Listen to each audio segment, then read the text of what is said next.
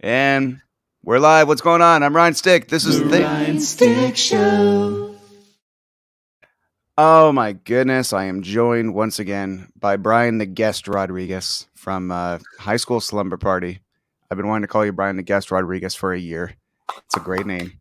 I'm glad you Dude, could. a little backstory about why I know Brian's show exists is that our friend Charlie Talbert, who played Angus in a movie, came on my show and did a reunion with director Patrick Reed Johnson and talked such great things about High School Slumber Party. And I said, I got to check this out. And I'm like, wait a second, you're telling me there is a podcast that covers nothing but high school movies?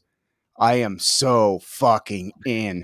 And I just listened to all these amazing episodes like you had already banked up until that point. And I remember reaching out and you're like, do you want to be a guest? And I'm like, wow, that's like, no one ever asks me to be a guest. I'm always usually asking people, following them around, inviting them to my house, buying them lunch. And but it was amazing. So Brian, thanks so much for coming on the show again. It's great to Where's see my you. lunch? Exactly. Where's my lunch Yeah. money? You should be saying with a fist in Oh, the good air. call. Good Yes, call. exactly. But tonight, ladies and gentlemen, we're just hanging out. First of all, the questions. This is a live show. This is fun. The questions at any point in the night, it does not fucking matter. In the comments below, say what your favorite high school film is, and we will read it and we'll react with Muppet energy. But Brian, you've been doing the show for years, and recently you had a real life adventure that will be the envy of my audience. Now, what we could do right now is we could say the topic I loosely made up when I was on your podcast on Tuesday, which is debuting tomorrow, correct? Correct. Awesome. So, me and Brian, if you want to hear us talk about this sick movie called Dance of the Dead, that's happening tomorrow. But on during your podcast, we were thinking, well, what could we talk about on my show? And we're like, well, we could talk about movies that we should have seen that we shouldn't have seen when we were kids, but did. We should have been teenagers, but we saw them as kids, kind of like when I saw Child's Play, Friday the 13th Part 5, that kind of stuff. So, as we trigger memories of childhood, adolescence, I want you to tell me about your experience recently going to the last Blockbuster. Oh, Ryan, it was so awesome. So recently took a vacation, first vacation in Nice. a while for obvious Okay. reasons. Yeah. Went to the good old Pacific Northwest, so Seattle, Portland, but more the nature stuff, right? More like being outdoors, and that was all fun. But I'm burying the lead here because I knew we were going to that area, and I told my wife that, oh, there's this beautiful town named Bend, Oregon. And by the way, it is a beautiful town, but I was just kind of going on like hoping that it was beautiful, just so we could get to the last Blockbuster, baby. Wait, I'm gonna move my stupid sign so I could glorify in your signage. There you go. Okay, let's see Yes. that. I bought the shirt. It has the last Blockbuster on the back. I don't know if you can see. Nice. I like it that it emphasizes on the planet. Yes, on the planet. This Okay. planet. There might be Blockbusters on other ones, but Yes. it's such a cool. It's like an overwhelming and underwhelming experience at the same time. Like, and I don't mean underwhelming in a negative way. It's overwhelming because, I miss the nostalgia. Who doesn't miss the nostalgia of Blockbuster?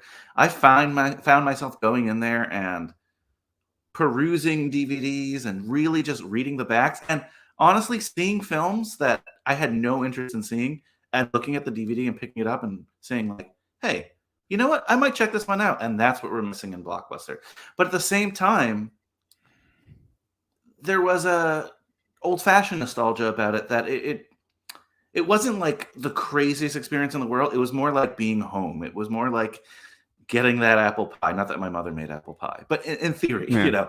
just eating that slice of apple pie and being back there. But then also saying like, why can't this still exist?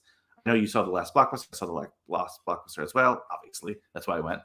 I get it, but I feel like we need this experience in our life post, vaccines and COVID. Obviously, I also get that response to like, being in person or whatever. But Yeah. that aside, super cool experience. Nice. So when going to Blockbuster, I remember actually, you know what? Let's pivot, man. What do you remember going to Blockbuster for the very first time? Because I do. I remember the first time. I don't remember what I rented, but I remember the experience of going. The first time, God, it was just always part of my life.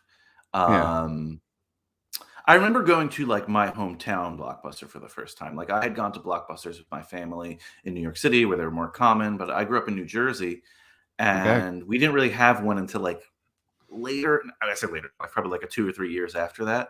So I remember Okay. going to that one for the first time and the experience of like, oh my God, they have a Blockbuster near me. So cool. The lighting, the candy, which my mom never let me get, but all that stuff. But Ryan, what was your first experience like at Blockbuster? I'm very curious.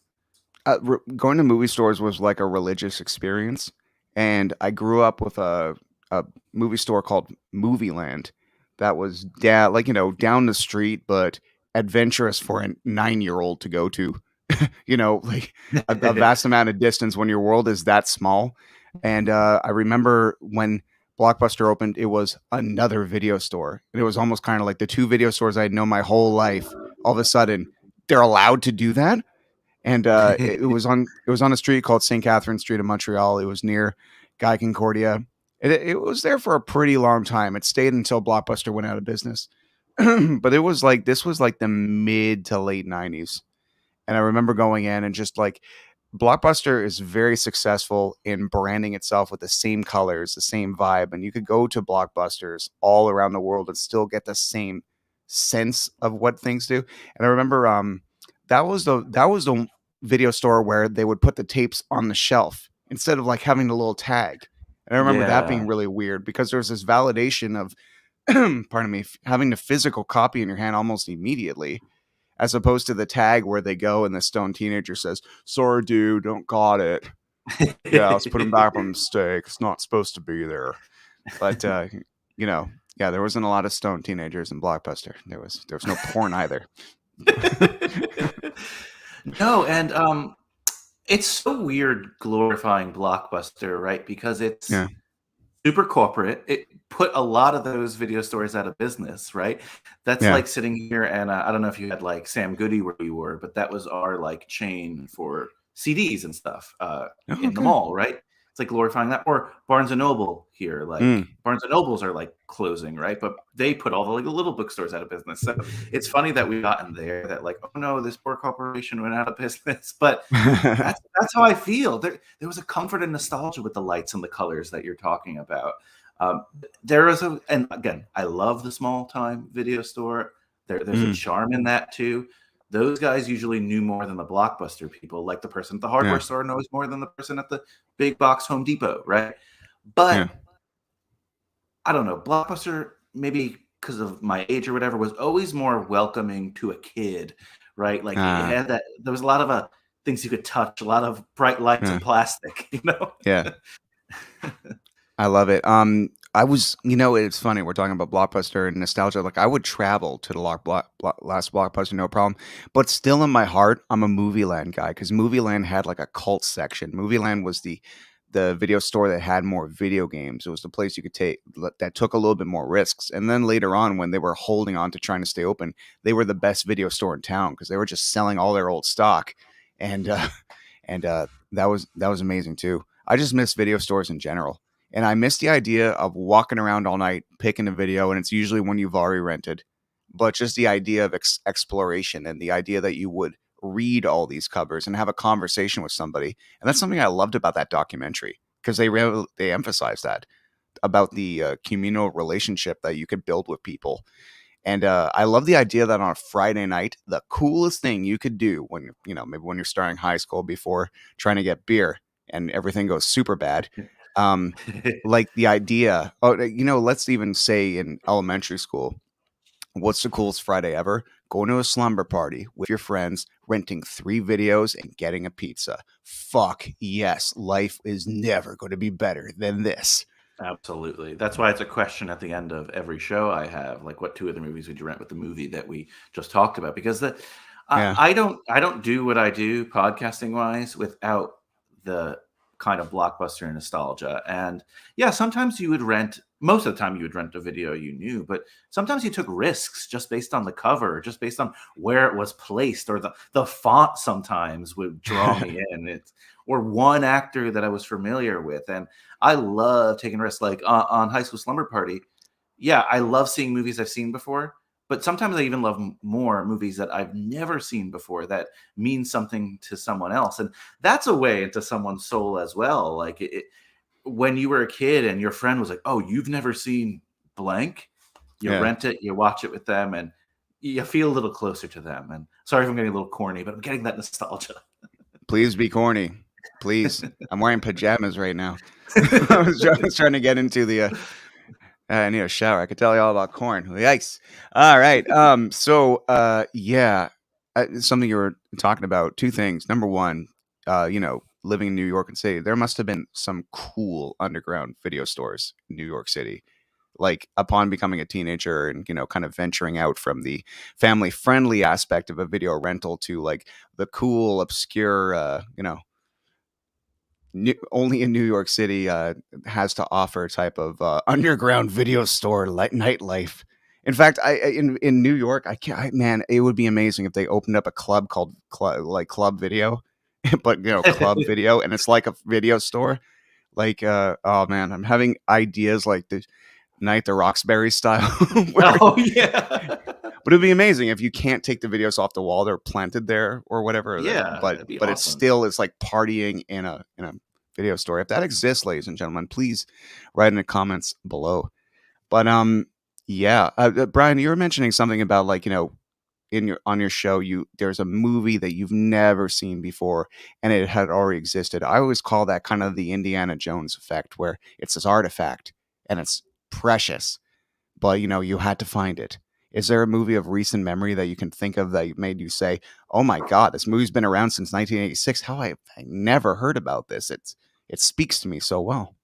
So interesting enough, me and my friend Kirkland Shepard started a little spin-off series on the show. We have a couple episodes. We pretty much do it when he has time or whatever, called Nice. the Black Teen Experience. And we look at high school films that more Mm, focus on black characters, because believe it or not, I mean, I'm sure most people believe it, but there is a big segregation even in the movie store, right? You went yeah. into a black neighborhood and they had more black films, and white neighborhoods just wouldn't carry them for whatever reason, Well, which is Blockbuster would not carry them. That is fucking for sure.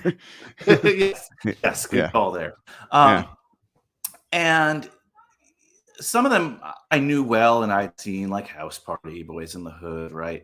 Of course. But there's this film, The Wood, that I had tangentially heard about, never knew Okay. about.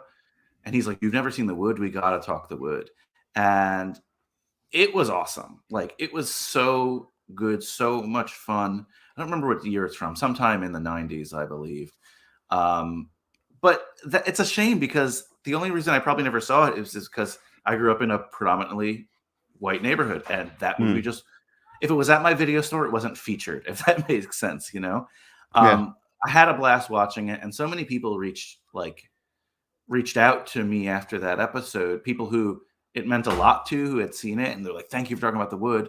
And also people who had never seen it, who took a chance. They're like, "Why didn't I see this movie growing up?" Yeah. And there's almost this anger because you're just like, I thought I was hip and I knew stuff. And apparently there's this whole genre that's been swept away from me. I thought I was the coolest kid in the world, the biggest punk rocker ever. I knew Fall Out Boy. I knew Blink 182. I thought I knew it all.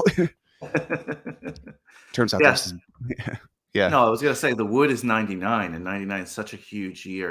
American Mm, Pie is that year. So for teen films, it's a big year. And that one again, I think also the cover is misleading, because it's one of those films that goes, like, it focuses on teenage years, but it takes place around a wedding and a groom who gets cold feet, and the four yeah. best friends are going to talk him into continuing with the wedding. It's mostly a teen movie, but they'll keep flashing to like the modern scene. So if you see the cover, it's like Omar Epps and the rest of the cast, and they're just in their older selves, right? So, and that Yeah. might be a reason I didn't see it as well. But yeah, and there are a ton of examples like that. Mm, again, Ryan, I love having you on. You've shown me films that I hadn't seen before, like Trick or Treat. Yeah. CT.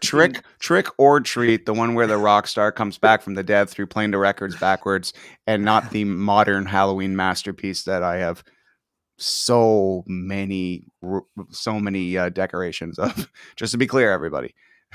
But But if you haven't seen Trick or Treat, ladies and gentlemen, it's really cool. And Ozzy Osbourne and Gene Simmons have very small roles, despite the fact that they are on the DVD cover. And when I say they're on the DVD cover, I mean it is a picture of the two of them out of character. It's pretty shameless. But anyway, yeah. It's another film like that, believe it or not, is a film you mentioned. The film that's brought us together is Angus. I hadn't seen Angus before. Kate Hudson, who I know you have your reservations because What? this is not the famous. Just because she likes Twilight and and hates the new Fear Street, I think she's a delightful person. She's one of my favorite guests because she She's has hilarious. an opinion and she will express it. And shout out Yeah, to Kate Hudson, but she's like, "You've never seen Angus?" yeah, So watched it, loved it, and blessing got Charlie Talbert on, and that was awesome too. Me and Kate got to interview him, and yeah. he's been great. And behind me, now that I look, I put up a lot of my albums. Got the Angus soundtrack on vinyl. Nice. A super cool soundtrack.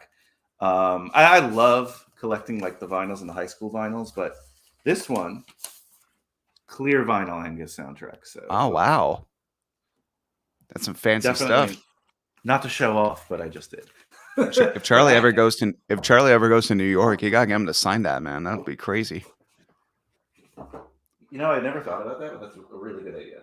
Well, Yeah. Angus is not going to stay on vinyl, so. No, actually, me and Kate Hudson, it's funny. I'm saying like, oh yeah, we disagree on this, but she's like, but at the same time, she loves Angus and loves Green Day. So I have this theory that me and Kate Hudson would be like the subject to like one of those movies where at first they're just like we're just fighting for your affection, and then eventually like three of us become best friends and solve the big mystery at the end of it. Like I'm pretty sure that's what would happen.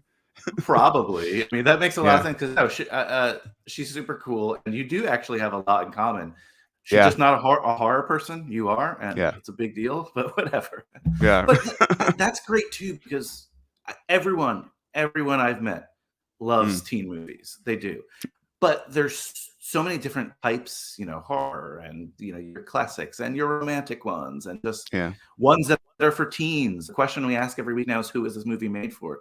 Because there are types of movies made for like tweens, mm, teens, adults, like nostalgic adults, families, everyone, and that's why I continue to love doing my show, because I can yeah. jump from genre to genre and not, if I'm horrored out, I could go somewhere else. And Yeah. Ryan, in horror, there's how many subgenres are in horror? From what was the movie we did the other day?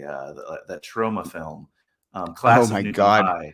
I was like, as soon as you mentioned that, I'm like, Brian, I think this movie's too hard for you. Like, it's just it's like the equivalent of somebody that likes Metallica, the Black Album, let's say, and putting on Cannibal Corpse. It's like this is a really rough movie, man. Like it's I mean, I it's had a it blast watching it, yeah. but it was so absurd. Like I didn't I try know. to make sense of it, but it was still a really fun time. And again, not to keep talking about my show like this, but Please keep talking about your show. That's what the sign's for. Like my people, you should all subscribe to Brian's show. It's amazing. well, maybe the Mm, Canadian is running off on me, Ryan, but I keep there you go. apologizing, so I'm going to apologize for that. Okay, there you go. I find your stereotype of Canada offensive, and I demand you apologize about it. Ironically, no. Um, first of all, my friend Yannick is watching, and Yannick is one of the best dudes I know. If you think I'm into horror, Jesus, this guy is my Blockbuster. Yannick, you're my Blockbuster because every time I want to watch Oh, an amazing movie, he either has it or has it on a hard drive or something. He's seen almost every horror movie, and now and then I get to show him something he's never seen, like My Boyfriend's Back, and that's a very rare thing to be able to tell Yannick this is a horror movie you've never seen. It does not happen much. I told him about Dance of the Dead. So almost all the movies that I've been on your show about, it turns out that a lot of people don't know about them either. You also brought up something, and it's a great, authentic way to go into it. where, who is this movie made for? Probably tweens. And there's two types of high school. I remember watching two things on high school in the same week, and it was so surreal. I was watching Freaks and Geeks season 1, Nice. and then I turned on 10 Things I Hate About You. They're both about high school, but one of them is the slapstick, cartoonish fairy tale that dances the most important thing you'll ever do version of high school, and 10 Things I Hate About You. And then you had Freaks and Geeks, which is like a dark, dark comedy that feels a little bit more real, even though it's a little silly. And it's incredible that you could classify it as both high school content, but it's so different. Like metal, there's so many genres of metal. Now, I wanted to ask you, what's a movie you saw that was made for a tween about high school that made you excited to go to it? I don't. Could be a show too. Could be a I was show. gonna Anything. say, like, it was probably TV shows that Sure. got me a little bit more excited, and it was mostly because of, like, girls, you know? Yeah. Um, Boy Meets World is a show I watched growing up, Oh, and Topanga. exactly, Topanga. I'm like, "Oh, maybe I can meet a girl like Topanga." Which Yeah. props to that show, though that character changed a little bit later, like, for Yeah. making the weird girl the cool girl, and, like, the hot girl, right? Like, I like Mm, that. Like, she wasn't, like, the traditional cheerleader you saw in so many other shows. Um, agreed. that's the one that sticks in my mind, but honestly, I was more afraid than anything to go to high school. I wasn't super excited. The only thing exciting, where I grew up, we four four towns went to one school, one Okay. high school. But we are elementary school and all those other levels. We were just in the one town, and then Okay. once we got to high school, we got to meet a whole new set of people, which was a whole new set of girls, and that was super exciting. So Nice. even though afraid to talk to them, stuff like that, just to be in the presence of those different girls and different people was fun. But that's pretty much the only thing I look forward to in high school. I was scared shitless to go to high school. I was frightened, and to the point where I didn't enjoy my high school experience till probably my senior year because I was too scared. Really? Wow. That's such a different experience just because of punk rock. And I went to high school and there was this dude named Robin who was kind of like the wild out there, I don't give a shit about anything guy. And I was the timid, terrified, please like me kid. So teaming up with him, some of his kind of boundless enthusiasm and fearlessness kind of rubbed off eventually. But before that, oh my god, I was like the hold on to my mom's leg type of kid. It I was was yeah. sorry. Oh No, no, I I was was just gonna just say saying I. I was saying I was like 30 by the time I stopped doing that. So it you know I was more of the kid who I didn't want to fit in, and I was uncomfortable with the fact that I didn't, as weird as that sounds, and that yeah. made me really nervous that I didn't wanna be these other people. But I used to do really, like, I got picked on, but it wasn't, like, in a crazy way, but also understandable. Like, I loved wearing paisley shirts. I loved wearing berets for no reason, like, just stupid stuff. I would run my mouth off at the biggest jocks when they would give me a hard time and, I love it. confuse them. Like, if someone was trying to give me a hard time or beat me up, I'd confuse them by doing, impersonations of things and stuff like that, or again, my mouth was my biggest ally, but it also got me in the most trouble until really, again, my senior year, and the upperclassmen were all gone and really couldn't give me a hard time. I joined the improv team, Mm, and I only did improv 1 year of my life ever, and it was so amazing. And I could use that wise ass and fun energy out in a constructive place, and it was accepted. Like, that was awesome. But before that, scared as hell. Like, okay, an example of a teen movie that scared the yeah. hell out of me, believe it or not, is The Breakfast Club. And it's Oh not a horror yeah. movie, like, but there's when Anthony Michael Yeah. Hall's character named Brian, Hmm. ironically, he's talking about how he was bullied and all that. But also when Emilio Estevez's character, and his name is escaping me right now, when he is talking about like a bullying situation that he encountered, and I think they took some tape on one of the kids' ass and ripped his hair out and stuff like that. I was like, Yeah. oh my god, that's gonna happen to me. So I didn't let anybody in, because there was probably people who were trying being friendly with me, and I was a Mhm. wise ass to them because I was Mm. always afraid that something was gonna happen. And I think I carried that at the college too, to be honest with you. That's fascinating, man. You know, that I had a different experience with the Emilio Estevez thing. I wasn't scared it was going to happen to me. I was actually scared that I'd do that to somebody. Like, because I was just kind of like, would I be part of that? Mm, I want to bring up two things. Number one, just finish up on this one, but remind me, Jawbreaker. Um, that's where I was thinking going. Actually, no, not that it would happen to me. That's not true. Two things. Later in life, when I rewatched it, I was just like, okay, hey, if you're around, you're because my friends are tall, muscular, gorgeous people. It's just a fact. My friends are that, and I'm their quirky friend. I'm their quirky friend. Yeah. So nice. all my tall, muscular, gorgeous friends who have a lot of muscle are not dicks. But if they were, you know, would there have been a situation where someone's ass could be taped together or whatever?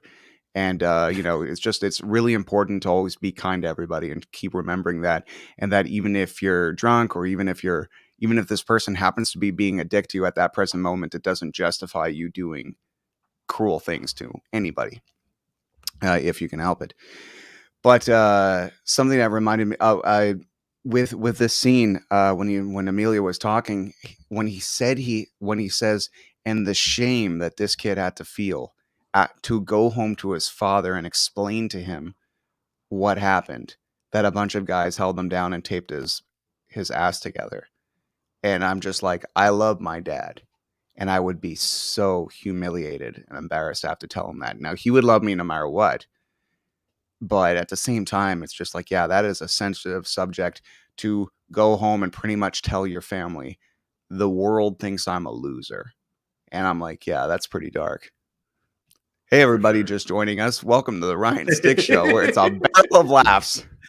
But another thing that really stood out to me in a high school movie, and it's just this little off scene, is the father was trying to communicate with one of the girls from Jawbreaker. It was like one of the friends. And he's just like, I was watching a piece on 60 Minutes. She's like, whatever, dad. And he's just like, and it asked us, it asked the audience, is your child a follower or a leader? And I realized my daughter's a follower. She's like, whatever. And I'm thinking, am I a leader or a follower? And I have friends, and like to, and I'm not the leader of fucking anybody, but at the same time, I'd like to think of myself individualistically enough that if push comes to shove, no, I'm not a fucking follower. And I'm really glad that that was in that movie. That was in that movie, because that stuck with me through many years and many situations. Whenever I have doubts about uh, thoughts or feelings or acting as an individual, even when it scorns you from the rest of the group, I remember that line. So it's kind of funny. Thanks, Dad, in a movie. Appreciate it. Dad in a movie. Great, Yeah. great performance as always. What about you? Now that we're getting emo, you can remember any other scenes like that that affected you profoundly from a high school movie? That's tough. Like my brain is so I almost exclusively watch high school movies now, so Yeah. it's sometimes hard to go back to the first time I saw some of these things. But honestly, I think this is a pretty common one, and I can't think of a Yeah. specific movie where I saw this, but anything with like something happening in the shower, Yeah. from Carrie to like a lot of stuff like that always freaked me Yeah. out. That's a weird, sensitive place, and we didn't really have those showers in my high school. And I was like, Yeah. thank freaking god, because a lot of high school movies depict like high school showers as like prison showers. Dude, I sponge bathed after gym, man. It was like, first of all, my high school was ghetto. We didn't have showers. Second of all, I don't think I would have put myself to be that vulnerable in front of people. Just because, like, in shower scenes, I would feel like Edward Norton in American History X, like just like ready to get my face smashed in a wall and all that to happen. But I remember seeing Carrie, actually, and it's funny because I was 11, and I'm just like, oh my god, nudity. This is amazing. Look at all these naked people. And then it turns into this dark scene and plug it up and stuff like that. And I'm just like, I thought I wanted nudity. I thought I wanted to see like 20 naked girls, but not like this. Not like this. No, no, Yeah. absolutely not. Yeah. Plug it up. Oof. It's amazing, dude. I am 37 years old. Means it has been 37 and a half years old. I have not been a teenager for almost 20 years, like, or an under 18 teenager for 20 years, you know. When I count 18, I'm like, okay, look, you're going bars. It's a little different. I'm on Canadian time here. It's a little different. But well, Quebec time, I should say. But it's funny that I still remember being a teenager. I still remember how I felt about that, even 20 years removed. I remember being a teenager and just thinking that every week of my life was the most important week I'd ever have. And as a result, years lasted longer. Because now I've been with Melissa for 10 and a half years. It does not feel like 10 and a half years. But if I look at 10 and a half years, that is 10 years old to 21 years old, which feels like 4 decades in hindsight. Do you feel like that too, where the older you get, the years just kind of go by, but back then just years were filled to the max with knowledge and experience and joy and sadness to the max. Everything's turned to 11. Oh my God, of course. And that's what makes, Yeah. studying and watching these movies now so fascinating with a little bit of perspective. I was going to say adult perspective, but I hardly feel like an adult. But Yeah. eh, back then, every little thing mattered. Yeah. Everything was so emotional. There's a bunch of hard moments in life, of course, but Mhm. high school is one of them where you look back and sometimes you're like, I got really upset because of that. Like something social, right? If something happens to me at work with somebody, like just rolls off my back. Maybe I'm annoyed, whatever. But back then, I would be bothered for weeks, maybe months. And even thinking about it now, it bothers me for weeks and months. Like not weeks and months, but the fact that it Mhm. bothered me for weeks and months, I feel that pain once again. It is really, really, really hard to be a teenager. And some of these Yeah. movies depict that so well. Some don't. And not every movie needs to do that, right? Like some movies are just distraction and for fun, and that's great too. Mhm. But I've done 250 episodes of the podcast, and when I That's a think of the lot. editing, it feels like a lot. But when I think of the time span, I'm like, oh my God, I was doing that many years ago. Like it doesn't feel like that.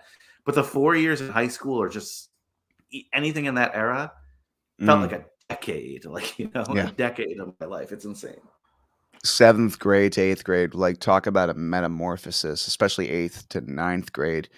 It's, you add a new cast of characters, if you will, about the show of your life. New antagonists, friends become enemies, enemies become friends.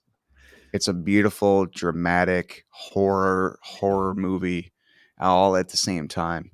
And I remember I was so lucky, and kudos anybody who's watching this that remembers this, or if you're one of the people I'm mentioning. But I was so lucky to have gone to high school with the same people I went to elementary school with. So there was a sense of familiarity and also protection in a way, where when you grow up with the same people, they're not going to treat you like shit because they remember you when you're 10. You know what I mean? Like Mhm. if you are right, even if they get cooler and they go into other places, essentially, if had I gone into a high school in grade 7, completely blank, looking like the Jerry Maguire kid, but going through an awkward phase with an overbite and a really curly hair and a voice like a Muppet, I would have been dead on arrival. So, very appreciative to my friend Erin Connolly, who I met in 8th grade, and she was like the goth girl. And when she walked in, it was kind of like, the only goth people we had ever seen at that point were in the craft, and and she was also a total badass. So she kind of like got me out of like, my shy shell, because between her and this guy Robin that I started my first band with, music kind of gave it a focus and a default cool point to hide behind, like cosplay of a person much more outgoing than I was at that time. So yeah, kudos and appreciation to my friend Jay and Marco, my friend Big Dave, who I've known since grade 8 too. Like I've had the same friends for like 25 years, man. It's crazy. And I don't think without them, high school would have been as enjoyable because, frankly, if I was subject to the horror scenes we see in Carrie and all these other movies, I think it would have been a much different experience. And I hope everybody out there can find friendship like that because it really helps ground you emotionally in a very trying time. Do you have friends that you've known since high school? Most of my friends are Nice. the friends I've known since high school and before that. So I mentioned that like the four Yeah. towns went to one high school. Um, I'm friends with like close friends with about 10 guys I went to high school with. Nice. 9 of them are like friends from the younger grades. Like, Mm, so they're all from one of those four towns, the town that I grew up with. So even though I met new people, Kyle Reinfried, one of my closest friends, want to shout out to him. mm, He and I started our podcast journey together, and he has a podcast, Foodie Films. It's a great podcast. But he's my one friend from one of the other towns, mm. and meeting him was literally, I'm Brian Rodriguez. He's Kyle Reinfried. We were in a freshman year class, and the Yeah. teacher in the first day was like, turn to the person, next to you on the desk and do an assignment together. Shook hands, still friends to this day.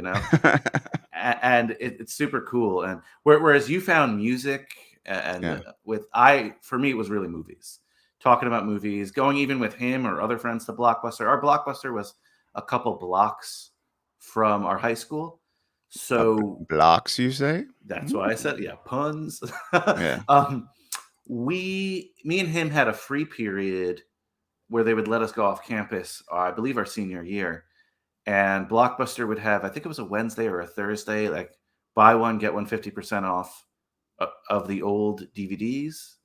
So at every free period, we would walk to Blockbuster and we would Mm. just pick up these DVDs. And again, it's amazing.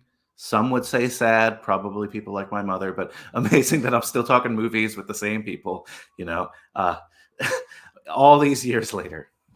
Yeah, but Brian, that's a beautiful thing because clearly you're not the same guy you were in high school in a way. Oh God, no. Yeah, but there's been some kind of evolution, but isn't it beautiful that you've experienced this evolution with all of them organically? Oh, Because definitely. you've all grown into different people, but the connection is still there. And it's kind of nice to know that, you didn't have this superficial thing in common where you're like, oh, we like the same band and that's enough. It's like having a relationship with somebody because you think they're hot and they think you're hot. That's not enough. You don't do 10 and a half years based on, oh, they're hot. You know, it's Absolutely. there's a deep emotional connection. They've seen you at your worst. They've seen you at your best. And that's beautiful. And that's another reason why I'm so glad to be around my friends too. Me and three of my best friends, we all have these pumpkin tattoos Oh, because sweet. we all love. God, I'm bad at this because we all love Halloween. But the thing is, we're all so individualistic. We're all such individuals that we said, okay, we'll all get pumpkins, but let's have the carvings each different to something to our specifications of who we Ooh, are. Because I instead of like just that. being like having the same bumper sticker, like you can show you're all together, but at the same time, you don't have to fucking bow down to one person's decision. That's So awesome. that's kind of nice. That's really, really cool. Yeah. What's your Ha- what's a comfort movie you have? Like that you put on where it's just like if you're having a particular bad week and there's a movie that kind of brings you back to a better place, is there a particular one you can go to or when you go to sleep, something that just is like a nursery or a rhyme or a lullaby or just a nice warm cup of tea? it's the silliest ones, and I wish I Sure. had like my Netflix open. Yeah. I do this every couple of weeks. I'm like looking through Netflix, and then I see one of those lines. I'm like, oh my god, I love every movie on this list. And then it's that one that says like watch again or whatever, and I'm like, oh Yeah. damn, yeah, I forgot about that. Oh god, it's so many for me. In the high school genre, it's definitely Ferris Bueller's Day Off, things like that. I really love High Fidelity, John Cusack film. Like I said, I'm not a horror guy, so I know a lot of people the comfort is horror, but that's not really it for me. I don't know. I grew up with a lot of sitcoms and stuff, so Yeah, I'll pop those in. Just stuff that I don't have to think to, preferably. Stuff that I yeah, know so well that it's just on in the background. And frankly, for me, to be honest with you, sometimes it's wrestling, you know? I'll put on nice. some 90s wrestling and just have it on in the background while I edit and just decompress with that. Ironically, right? Because it's people fighting in their underwear, but it's my peace zone and Yeah, but decompressing. here's the thing. When I started watching wrestling, I just turned on TV one day. And, I was aware of wrestling when I was a kid, but my friends liked it. Like, I knew who Undertaker was, I knew who Andre the Giant was, and I knew who Hulk Hogan was. But later on, and thanks to one of my best buds in the world, Jason Boudreau, I remember we rented a VHS one day of Undertaker's like greatest matches. So, being into very theatrical things. I like theatrical music. I like theatrical concepts.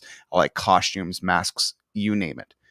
Um, but I remember turning on television to watch wrestling for live for the first time, and it just so happens to be like the right before Bret Hart goes to WCW when the Attitude Era starts to really start up, and The Rock is coming into his own, and Austin 316 just started, and it's incredible when you really think about you don't realize you're watching something in its prime or its golden age. It's just on. And only in hindsight, when you see articles after articles reflecting on this time and period that you're lucky enough that it was just things you were watching at that time, you don't know that it's going to be the best of the best of the best. Like it's good, but I didn't realize it would be that kind of thing with The Simpsons. When you're watching the first 10 years of The Simpsons, you're like, appreciate it now, guys, because there's going to be 22 fucking years of okay after this.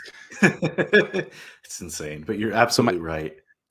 my favorite thing is to listen to podcasts where they're telling stories about the times that we watched wrestling live and stuff like that, like Talk is Jericho and Stone Cold Steve Austin's podcast. I'm like hearing about all the matches. I prefer to hear the stories and backstage and how did they come up with this and who almost broke their ankle doing this this splash, as opposed to actually watching the matches themselves. Do you ever go into the documentary part of it and really deep dive into that? Of course. I mean, I had to like pull myself out of it recently because Mm. I was listening to at least 10 wrestling podcasts a week about what you're talking about. Yes. And Awesome. it was getting a little bit to be too much, because it was a good escape from what I usually do. Sometimes it could be hard for me, and not always. I love, especially, I love movie podcasts. I love my friends' movie podcasts, but Mm. it could be hard for me to edit, talk about the movie, and listen to a podcast about similar things. Like wrestling is such a break for me, And I know you know that world, Ryan. I know you Mm. edit, more than I do. So Mm. it's Oh, such a weird process. yeah. Um, Yeah, and it's yeah. Oh, and please finish it. I was just gonna say, I love podcasts. I take the subway here in New York. Need something to ignore the chaos that's going on around you, for sure. But there's the visual component when I'm editing or when I'm just focusing work or something that I like to just have on the background. So it's almost two different things, right? Like Mm. I can either turn my eyes on or turn my ears on, but rarely am I doing both unless I'm like really sitting down, lights off, watching something. Gotcha. Okay, well, here's a fun story. Here's a fun question. I asked you the first time you ever went into a Blockbuster. Do you remember the first podcast you ever downloaded? It was Because a wrestling podcast, actually. nice. How did you Uh, find out about it? How did you find out about it actually? The Art of Wrestling with Colt Cabana, which Colt Cabana is a not just a groundbreaking wrestling podcaster, but a Mm. groundbreaking podcaster. Like his podcast was doing crazy numbers 10, 15 years ago. Um, I didn't really know what a podcast was. I would go on his website and click it and listen from my computer and stuff like that. And I heard about it because some of my favorite wrestlers were guests and they would, mention I don't even know if it was social media at the time, but wherever I was following them, hey, I was a guest on this show. Have a listen. And that's when I started listening and listening religiously. I'm not podcasting with now without listening to that show. It was so influential. And pretty much if you listen to any wrestling podcast and you talk to the host, they will tell you how influential that show is. If there's a general podcasting Hall of Fame, he's elected in the first class. I'm not even like overstating that. Like it's insane his impact on the podcasting world. Because if you think about it, this independent wrestler who had a cup of coffee with the WWE, maybe like 4 or 5 matches, has a top 5, top 10 podcast for years. That's because it was great and it was also innovative. And now there are thousands, literally thousands of wrestling podcasts. This is the one at the time. So, shout out to Colt. Amazing, Brian. You sold me. I gotta check this out. I love seeing the joy that you still have for this. And based on all this time, I got to tell you, man, the first podcast I ever heard was because of YouTube. And a brilliant thing, ladies and gentlemen, all you out there that have podcasts and YouTube, Brian, you should do this too. When you put your show on YouTube, or at least little teasers of it, or clips of it, or just something, because the general population sometimes still doesn't know what podcasts are. So let's say like 8 years ago, and I'm bad with the math. Maybe I'm wrong, but I saw on YouTube something called Fat Man on Batman. So I downloaded Kevin Smith, something about Batman, and it says Fat Man on Batman, and it's an interview of him, or I think he's reviewing The Dark Knight Rises, or something along that effect, or talking about how Ben Affleck's going to be Batman, and then there was this other one about Hollywood Babylon, talking about like reviewing Man of Steel, and I'm just like, where the fuck can you watch these shows? What are these shows? This is great. I love Kevin Smith. And even if Kevin Smith, you mean I could listen to him for hours at a time? What the fuck is this? And I remember like eventually downloading the podcast app and seeing, how do you do this? And then when you click on the show, and then when you don't know what the fuck a podcast is, and you're like, oh, I like what I heard. And then you see that you've missed 3 years worth of content. And they're on episode 100. And there's all this glorious shit.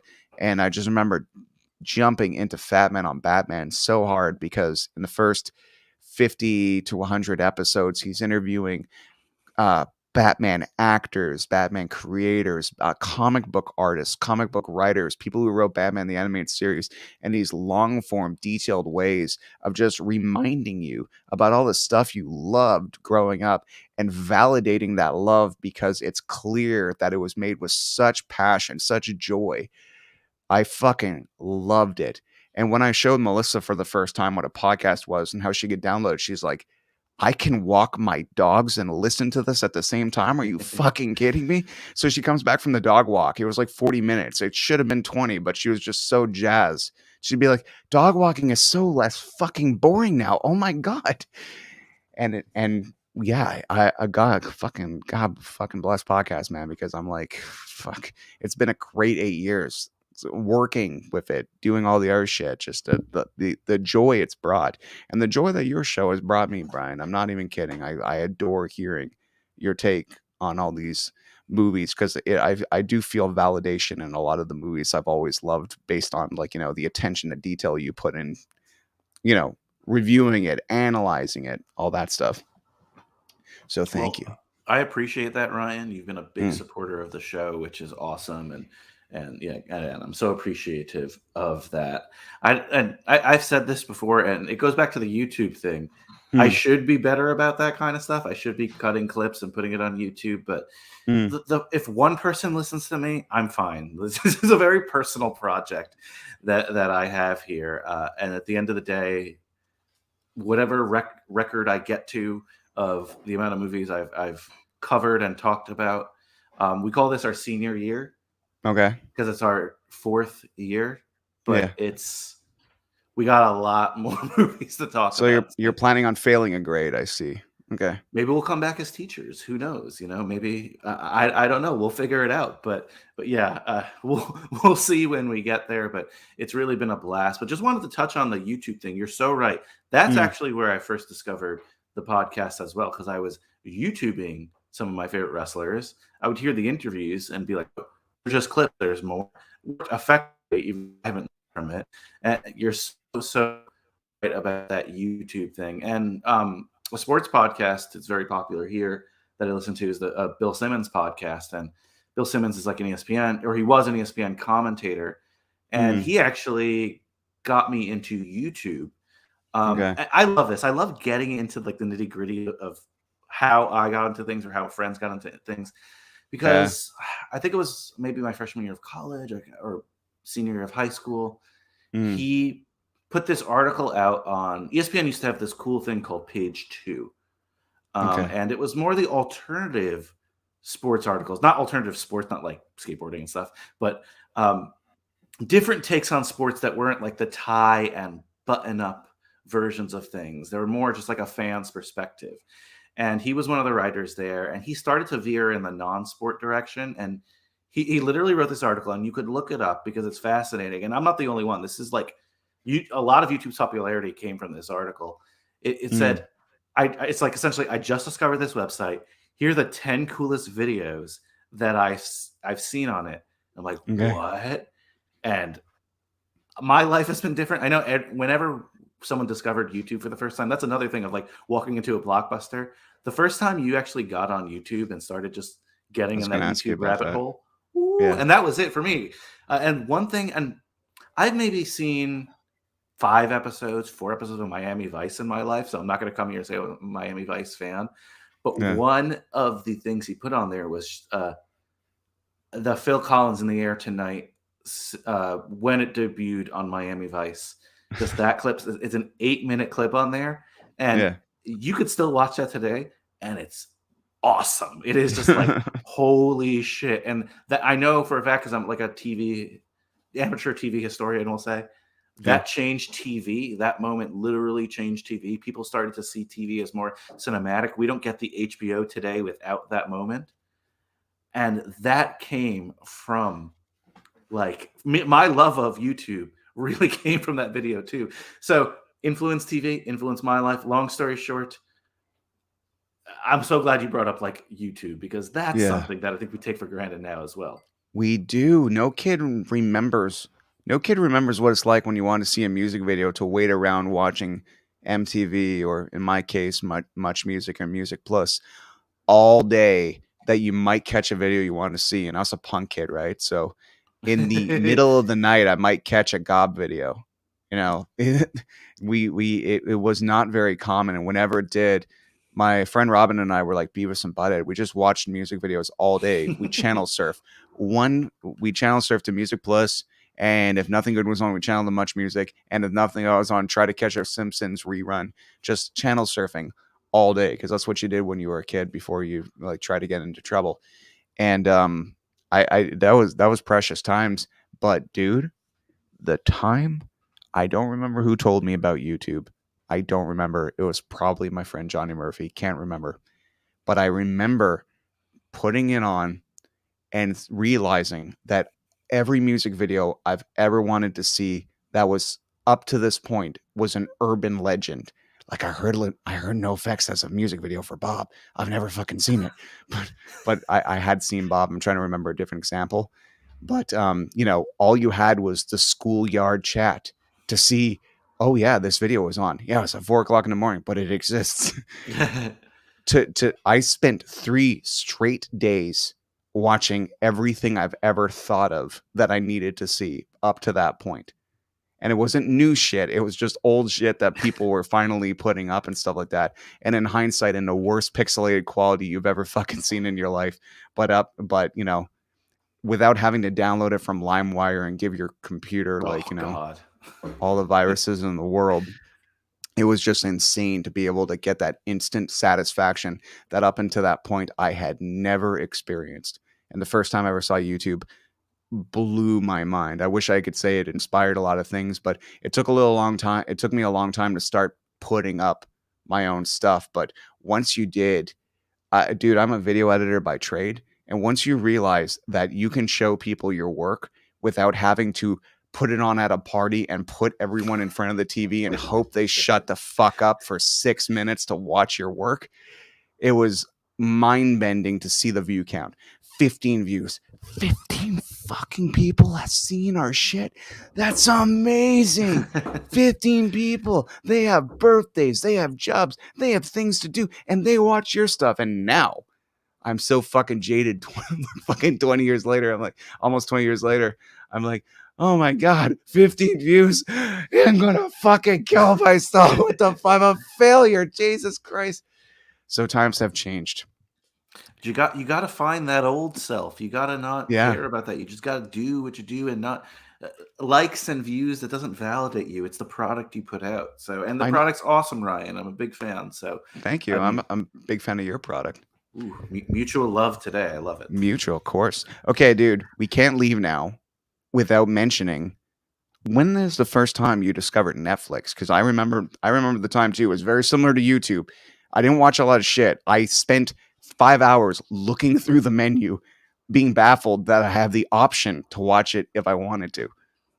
Did you have the male Netflix in Canada No, or no? So no, we no. did. So that was our discovery and super cool. So Yeah. this is kind of the story makes me seem cooler than it's or not cooler. I should say my family, whatever. But my father was an immigrant to this country. Well, starting Okay. so, immigrant to the United States. Really started with nothing. Self-made businessman. And when I was a senior in high school, completely renovated our house and put a and I'm so jealous of that I don't have this right now, but he put a kick-ass movie theater in the house, like a home theater that it was like featured in magazines. That's how cool it was. And I was Like like, that particular one was featured in yeah, magazines. yeah, because it was like and my father hardly watches movies. Like we're very different, but it was Okay. like his pride and joy. It was the latest technology of the time. Unfortunately, he still lives there, and it's not. It doesn't even work because there's no upkeep. But Yeah. reclining chairs, everything, and for like and I didn't grow up in this home. FYI, Hmm. it's a beautiful, nice home, but I didn't grow up in this home. It was again really finished my senior year of high school, and I lived there for the next 4 years. We'll say 3 or 4 years, maybe 5 years tops. And that's when Netflix started making the mail stuff, right? So Blockbuster was great, but there was something appealing about looking at a list of stuff and making your own queue and putting it in order. So what I would do was the Blockbuster stuff, new releases, mainstream stuff, whatever. But I would Hmm. catch up on the classics, and I had like a queue of like 200 movies. You put it in the mail, you get Yeah. the new one in. You put it in the mail, you get the new one in, and it was so cool that way. Like, oh, I've never seen All the President's Men or a movie like that, or Citizen Yeah. Kane. These like old movies that I would pop it in, or even more modern ones. There was a lot of movies. I think Cruel Intentions movie I have the soundtrack back here. The first time I saw it was through Netflix. And Netflix and you see a lot of the Netflix stuff in the last Blockbuster documentary. How there was like a little bit of like a mini war there. Netflix started streaming, and it was just exclusively, I think, on the computer because not a lot of people had like smart TVs and stuff like that Or good enough internet back then. or good enough internet. Yeah. Yeah. So it wasn't something that I thought it was like the dumbest thing in the world. I'm like, why do I want to watch a movie on the computer? I have this great screening room that I watch all these movies in alone in the dark, and it's awesome. I'm never going to use this service, right? And they only, at the time, maybe 5% of the movies were only streamable. Then all of them became streamable. I don't know if people, at least in the United States, I don't know if people remember this. Everything they had on DVD, they uploaded for like a good couple months and streamed until like the movie studio was like, whoa, whoa, whoa, whoa. And was it the writer strike or someone? There was one Yeah. strike that really changed everything. They were like, hey, if you're going to stream things, you got to pay the actors, you got to pay the writers, you got to pay everyone. And we're Yeah. going to sell the rights like we do for TV things. And Mm. then again, once smart TV technology, I eventually bought in, and no one was getting the mail DVDs anymore. So it was a slower process for me, but I am honestly there's that gap of just getting the red envelope in the mail, 3 years maybe that I am still nostalgic for as well because it would be so cool. You open your mailbox, fuck yeah, Turtles in Time, like a movie like that's awesome, you know, and you'd have to wait for the next one. There was a delayed gratification that I still miss a little bit. Dude, that's crazy, man. I'm sometimes late to the game when it comes to a lot of tech things. Like I got on YouTube probably within the first year of its existence, I could say that. But I only got a cell phone, man, when I was like I still had a pager when I was like fucking 20. You know what I mean? Like, I think I got a cell phone when I was like 24 and an iPhone 28, maybe, like maybe 10 years ago, 8 years ago. So I've always been a little hesitant when it comes to like new fads. I wait until they kind of get there. Yeah, with the exception of Nintendo, I'm usually pretty quick to get the new Nintendos. But as long as the Zelda game is coming out. But it I came into Netflix, it was already done and it was already better because when I was hearing about Netflix, they're like, "Oh, the Canadian one sucks." It doesn't have any stuff. And in comparison to the American one, that is still true to a certain extent.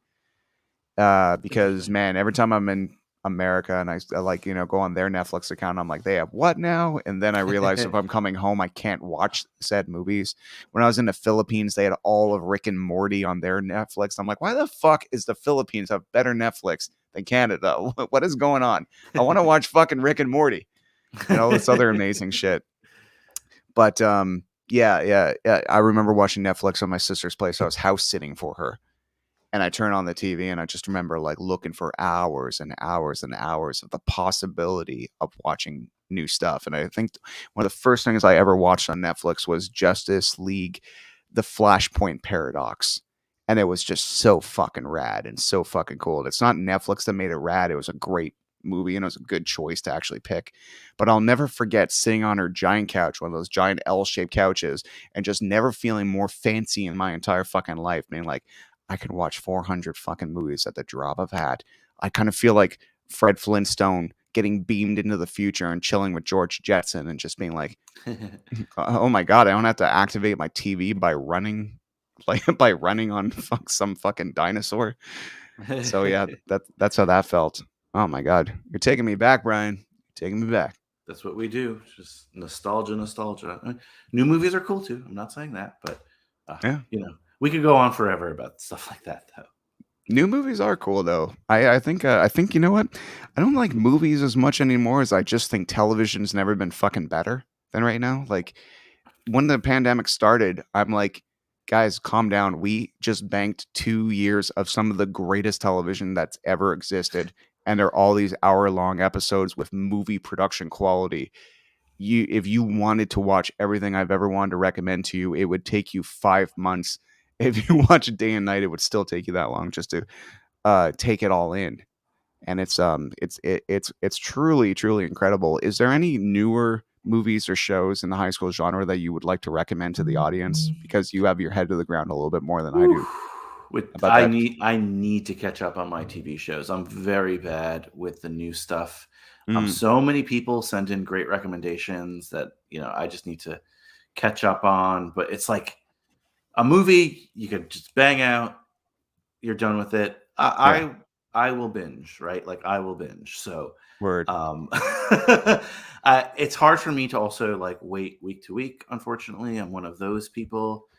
Gotcha. I think the presentation week to week is actually better. I like when it forces me to do these things, but I also will stop myself with that. So I don't know. High school wise, whew, that's a good question. Uh, Dairy Girl's pretty good. That show, the Irish show, we have it on Netflix. I'm not sure. Um, I'll check it out. Mm. yeah, I don't know if it's up your alley, but it's a pretty great show. You'd be surprised, man. You'd be surprised. My taste is very vast, you know. That's fair. That is fair. Mm, In terms of movies, so at least once a month, sometimes twice a month, me and my co-host on High School Slumber Party, AP, which I don't know if you have AP in Canada, but an AP class in the United States is like a high honors class, advanced prep. It stands for. Are So you telling us Canadians don't have the smarts? no, it's just you call it differently, I'm sure, but we cover films of pretty much like the last 3 years because Mm, I love watching modern movies too. Um, they're very different. They're very different because yeah, you get things like Netflix will have stuff that's very popular, but stuff that's not really for us, like the Kissing Booth series, which is gotcha. terrible. Like, there's no way around it. It's terrible. But Netflix just released some streaming data, which they never do, Yeah. And I think all those movies are like the third most streamed thing on Netflix of all time ever, including today. They just have hot young actors doing hot young hot young things.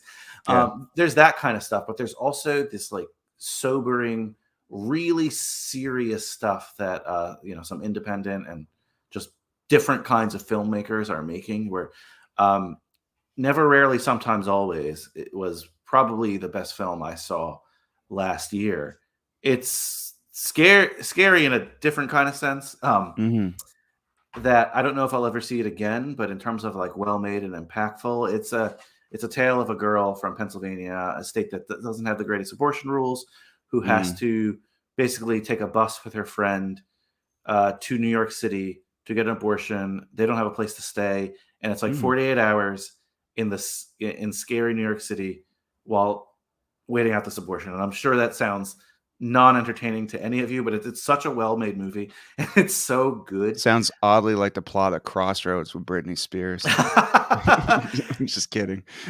In a different way. Yeah. But my point is, I like looking at the modern movies because there's so many great filmmakers that I think we're missing Mm. getting on the nostalgia train. Yeah. And it's also really good to compare what young people today, because I might not like the Kissing Booth. You Mm. certainly will not like the Kissing Booth, Ryan. I can tell you that much. Thank you. But but if millions and millions of teenagers like the Kissing Booth, there will be a moment where two people our age in 20 years or 10 years or 15 years or whatever will be sitting on whatever technology exists at that time, Yeah. nostalgically talking about how awesome the Kissing Booth was. And I don't want to miss that. I don't want to miss that moment. I don't want to be as selfish to think that the movies that were made in my time were great. There's another, and I can't remember the name, but there's another like pretty good podcast that I listen to from time to time that discusses teen films, but they're like 22, 23, right? Mm. And they've covered films that me and my friends love, like Can't Hardly Wait was like a good example, that they hated. They bashed. They said it was the dumbest, stupidest Mm. thing in the world. Just stuff that was just like, how could they do that to people? Or that doesn't make sense. That I know, like, again, me and my friends love. And I love that, though. Like, some people hate that. I love that different generations love different shit. Like, that fascinates me more than anything, to be honest with you. Yeah, but the thing about that too, though, is that they say the expression "the cream always rises to the top" or whatever. Um, we all remember Casablanca, but not all of us talk about High School Confidential with Jerry Lee Lewis, like some shitty narc movie, like essentially.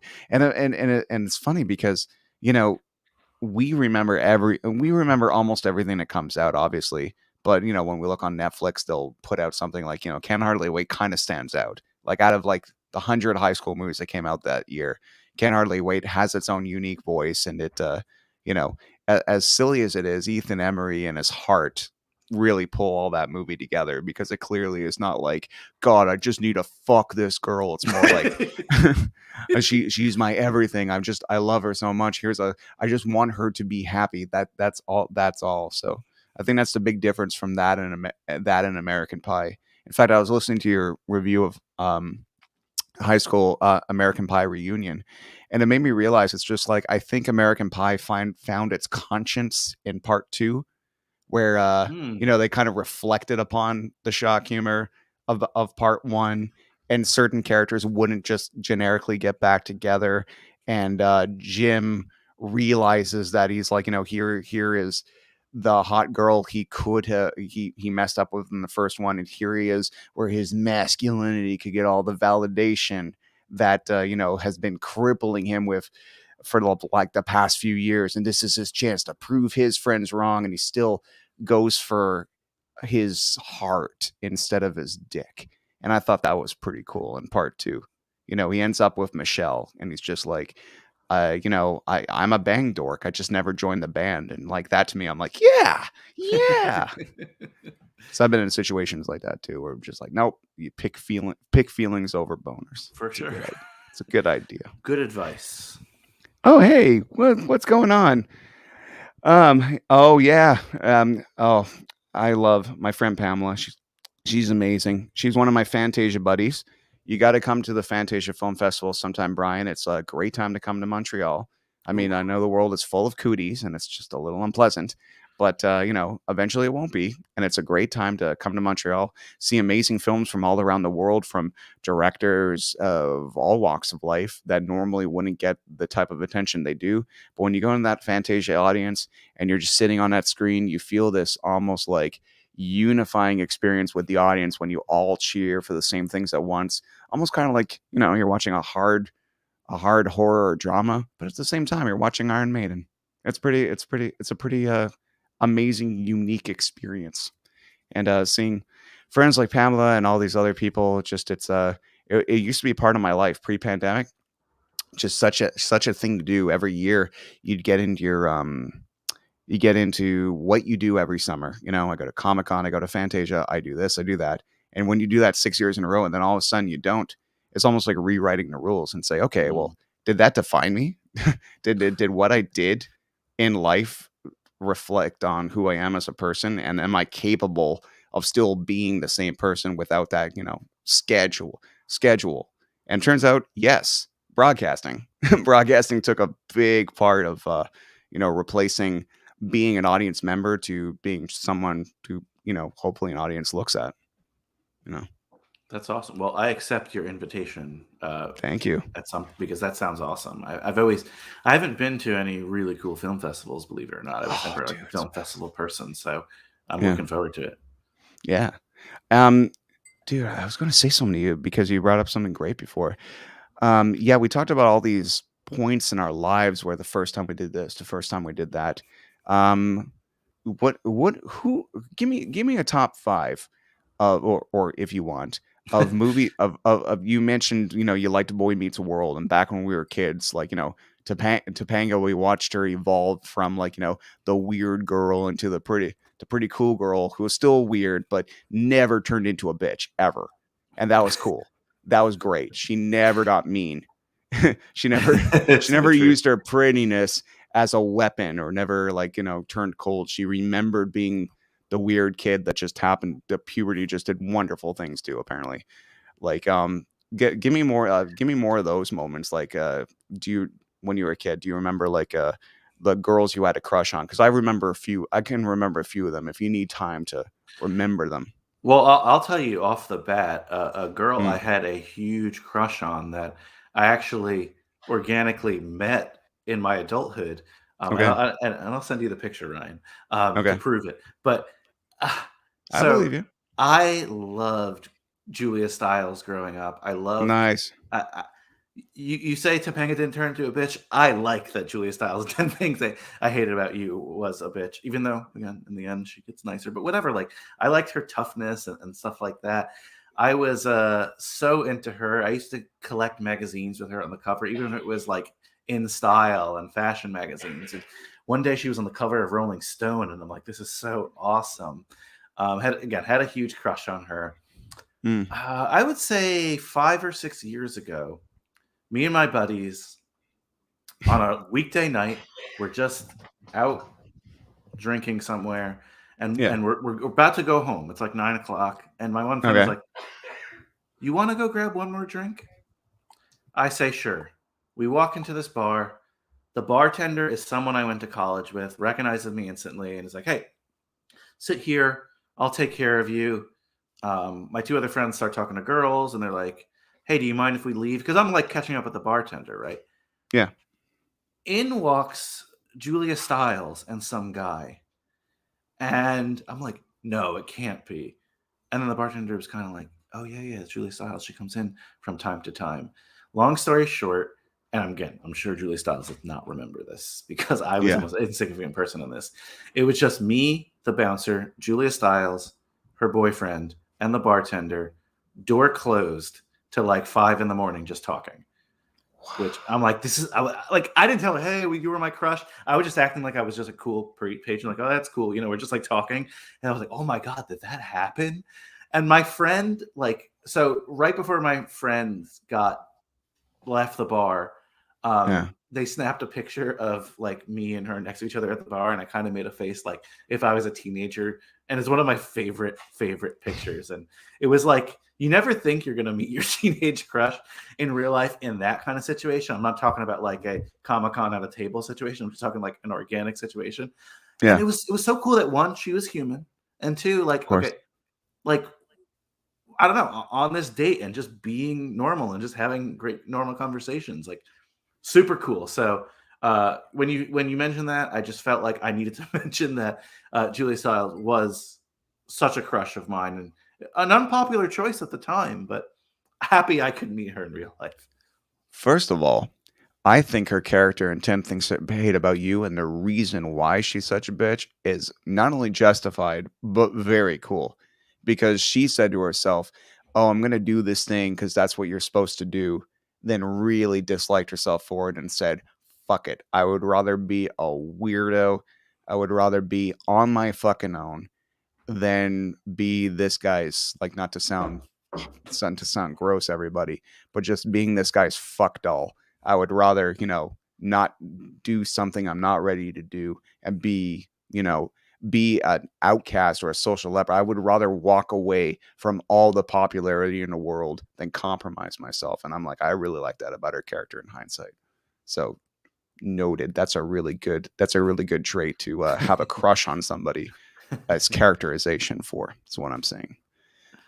I met a few of my crushes. There's a Canadian show called Student Bodies, and my other show, You, Me, and YTV. I ended up interviewing and becoming friends with two of the beauties from that show.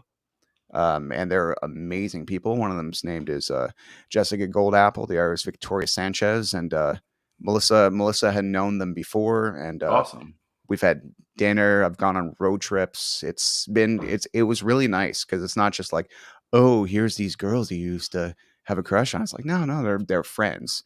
And it seems like a beautiful experience that you got to experience with Julia Stiles. Like, that's the type of what you just described is the experience I always wanted to have with like Billy Joe from Green Day. Instead of here, because I met two members of Green Day, but it was backstage at their show, and like me and my friend bought a backstage pass off like a scalper we knew. So we had no business being there. We weren't introduced to them organically. We were like literally there to be like, here are them, here are the fans, and there's no coolness to that. You're not there to on any sort of, you're not working, you're not doing nothing. You're just like, here you are, obviously just to there to be their fans. It would have been really cool to have a drink with one of them for a few hours and have an organic conversation. You had the real true experience. To be fair, like Mm-hmm. I downplay it a little. I wasn't the featured member of that conversation at all. I was more Doesn't matter. I was like, haha, that's funny. Oh, I've been there, like adding little things in. Um, God, that was so cool. And actually, Ryan, I don't Mm, know if it was on air or off air, but on my show, you brought up, it was on air. You brought up Ghost Rider. yeah. Uh, not Ghost Ghost Rider, Ghost Rider, Rider, Ghost Ghost Rider, everybody. Writer. Yes, not, Ghost Rider, yes. word. And when I was a kid, Julia Stiles actually made a cameo appearance on Ghost Rider. She was like this hacker character. Yeah, she And was a hacker, Max Mouse.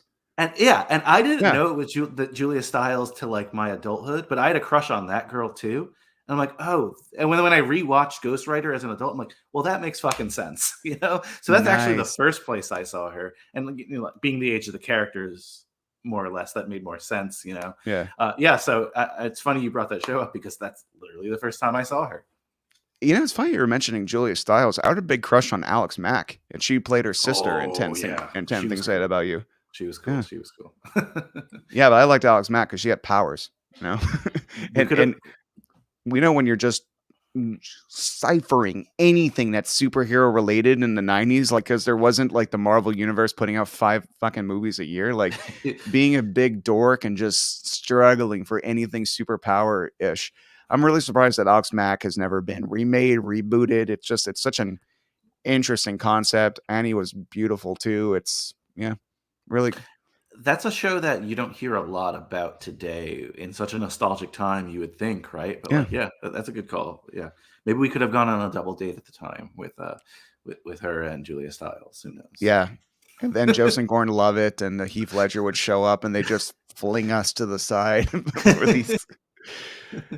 Man, Joseph Gordon-Levitt, who would think that Tommy from Third Rock from the Sun would become this cultural phenomenon? Like, just he's good at everything.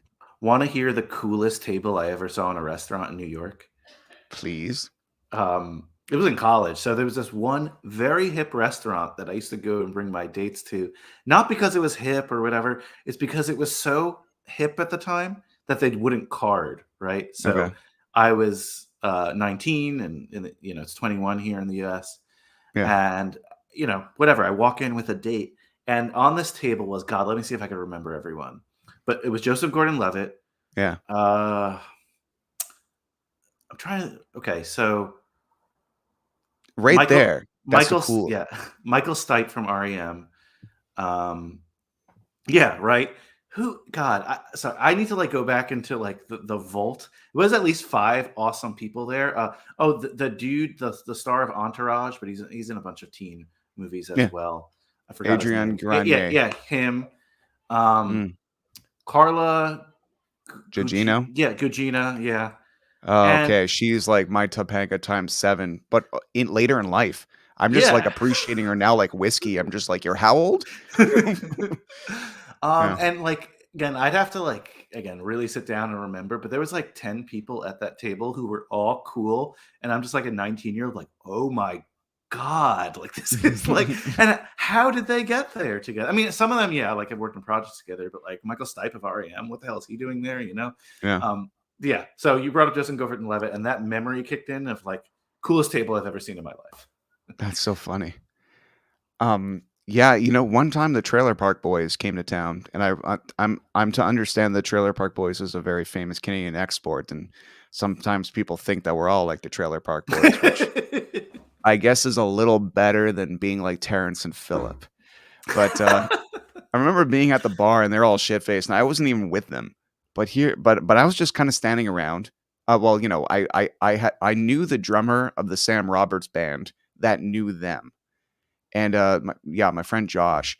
So we were there hanging out. The Trailer Park Boys may or may not show up, but we were hanging out anyway, having a nice time. And sure enough, they do show up, and they're just surrounded by people and stuff like that. And I end up having conversations with them, and it was really cool because they were talking about how they really wanted to bring their show back, and they were like figuring out and if they have things written. And then after that, maybe a year or so like that, they did bring their show back for a few years and made all these content and go to Europe and all these other shows. And it's just like it was really cool to see them at a crossroads, to be like, we don't know what's going to happen. We're making live shows. We want to be the Trailer Park Boys, but things are happening where they're not kind of technically letting us. And it was pretty cool.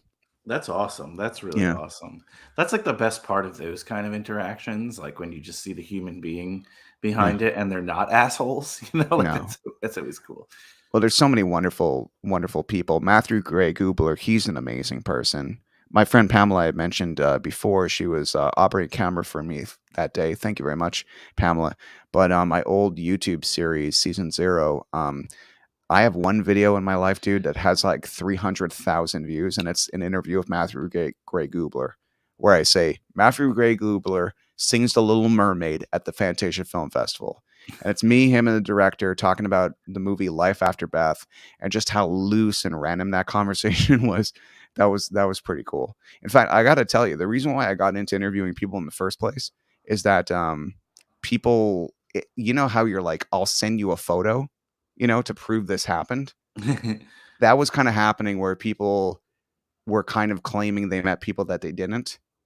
And I never wanted to be in that category where people could ever doubt me. So instead of carrying around a camera, I'm like, well, I love people, so I should probably interview them too.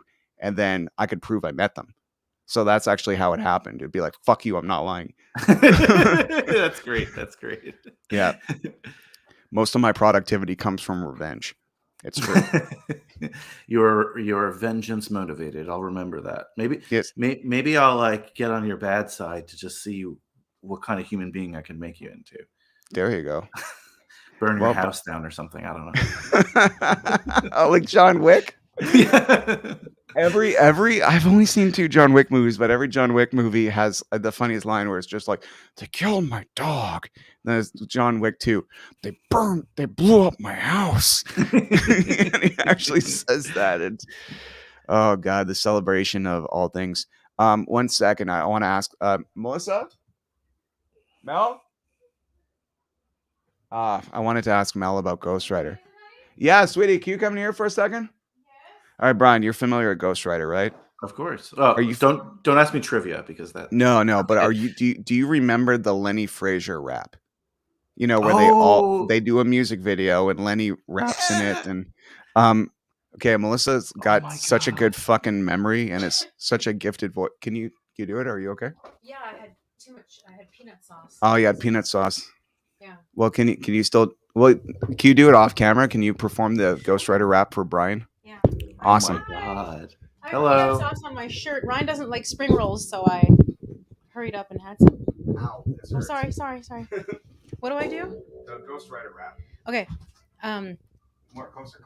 The intro song? No, put the mic to your mouth. Okay, the intro song? No, like, too many kids with too Okay. There were too many kids with too few choices. No one to listen when they raise their voices. And I heard word, be a friend to a friend. Don't be afraid to cry, learn as much as you can. And then each one teach one. Dibba, the next one. And for those who try to tell you that you never, don't, can't, won't, flip the script and prove I'm wrong. Believe in yourself and y'all just keep on keeping on. You've got to believe. Nice. And Oh my God. Thank you. Do the intro. Oh, no, come on, Come on, babe. babe, you're amazing. Please, You're gonna have a please. freak. He's saying please. Okay. Please. Ghost Rider! Word! We don't know where he came from. He just showed up one night. What is that thing? Something else. What is he? We think he might be a ghost. Be serious. And then they I think he gets the credit at the end. Sheldon Turnipseed. Do Gabby. Which line? Oh no, do the dirty Gabby line that we made up. Oh yeah. Guys, we have to talk to Ghost Rider. He told me to go fuck myself and then he'll lick his balls. Dude, you do Calypso. The second Gabby. No, that sounds bad. No, I'm not doing the second Gabby voice. It's politically incorrect. She has a really thick accent, and it's bad if I do it. No, I'm not doing it. All right, dude. You are a lucky man. I am a lucky man, but that's the thing. It's just like after all these years of code, which we can actually say in a few months, it's kind of interesting to be with a partner that is just kind of like the most random. Like Mel and I have like, it's almost like our brains are these fucking dumpster fires of pop culture information that are kind of useless, but only valuable to each other. Like to know the Ghost Rider song for no fucking reason in the world is a pretty amazing thing. And I understand you're married to my friend. Oh, I was like, I'm not married to your friend. No. I'm like, wait, is that how we met?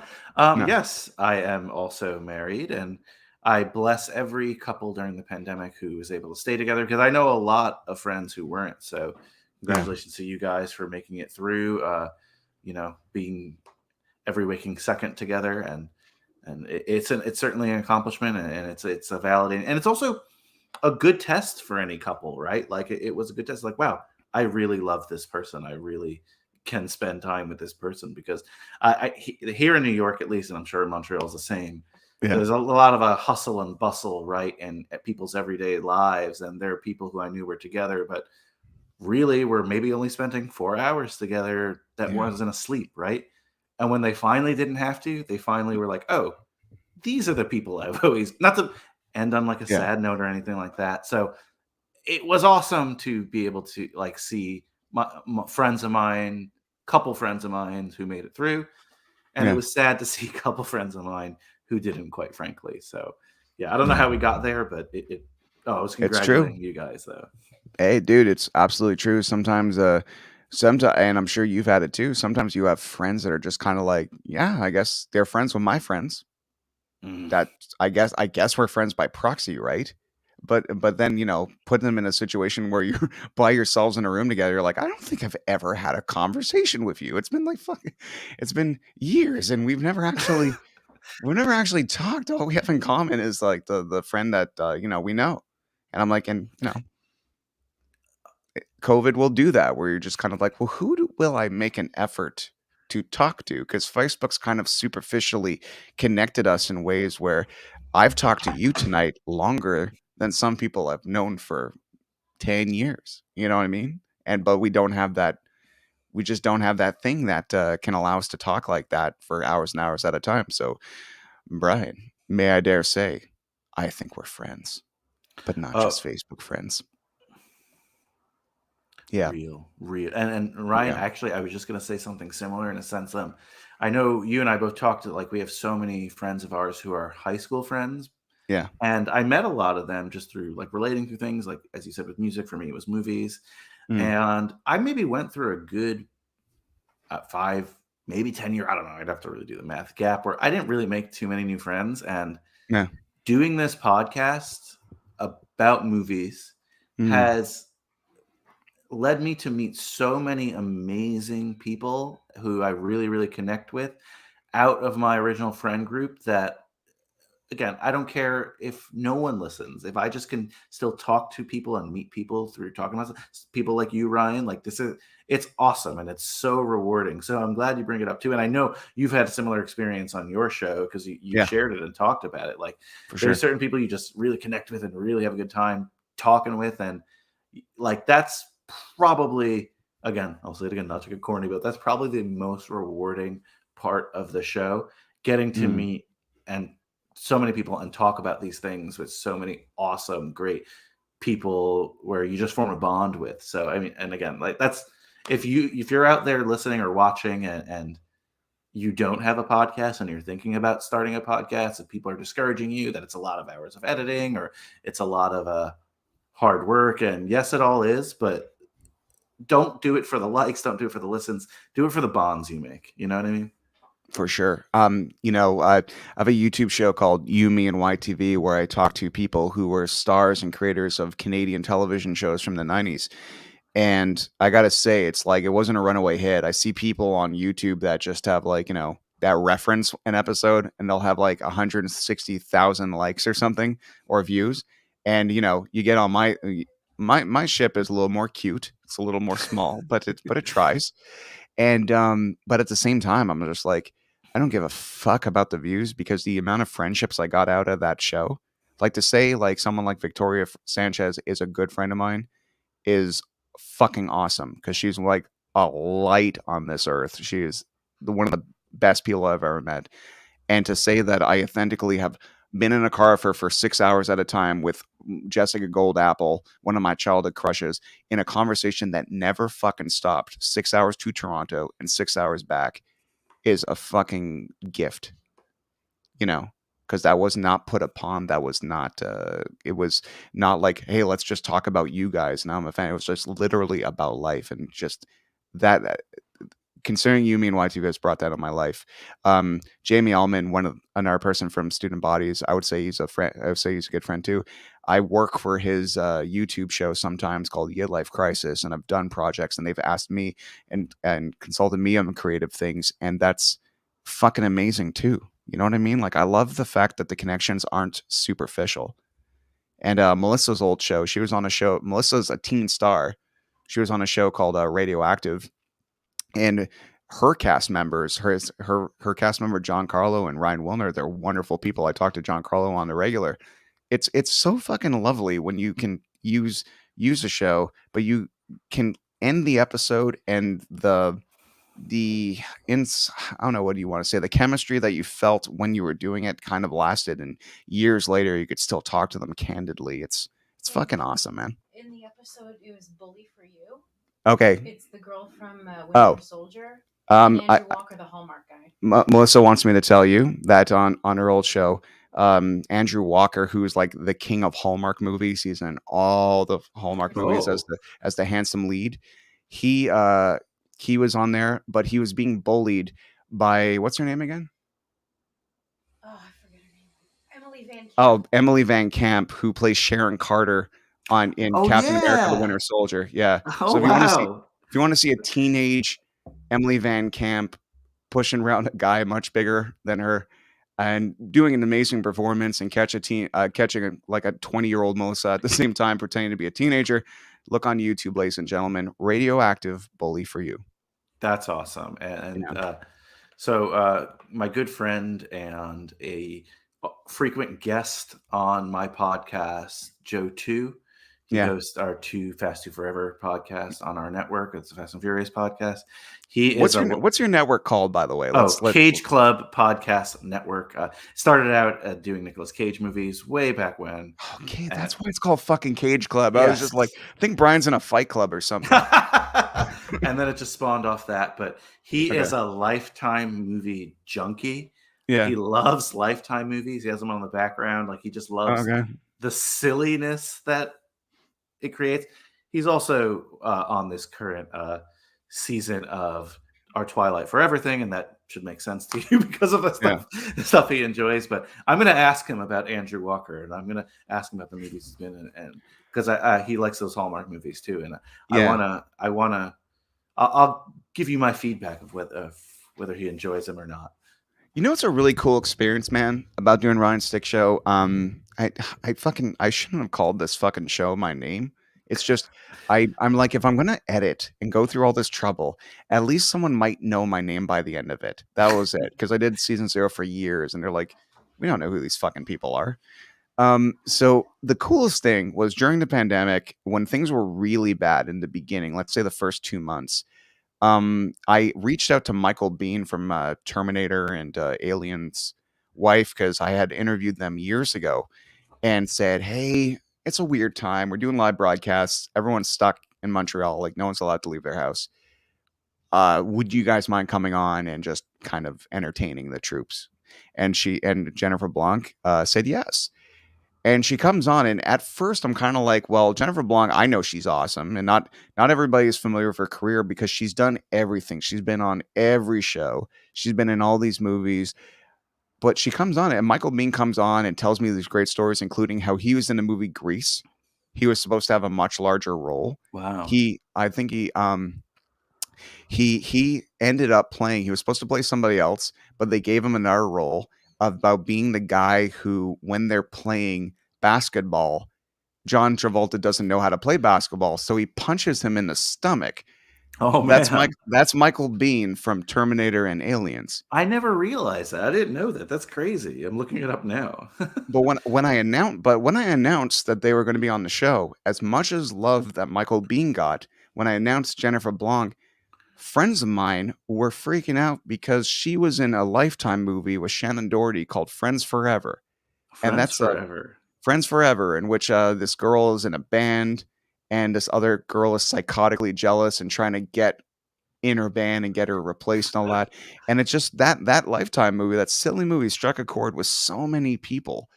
And it was really cool because when Jennifer came on, she fucking lit the place up. Like, people were like, oh my God, this and this. And then I was looking through her IMDb, and she did overdubs in The Crow.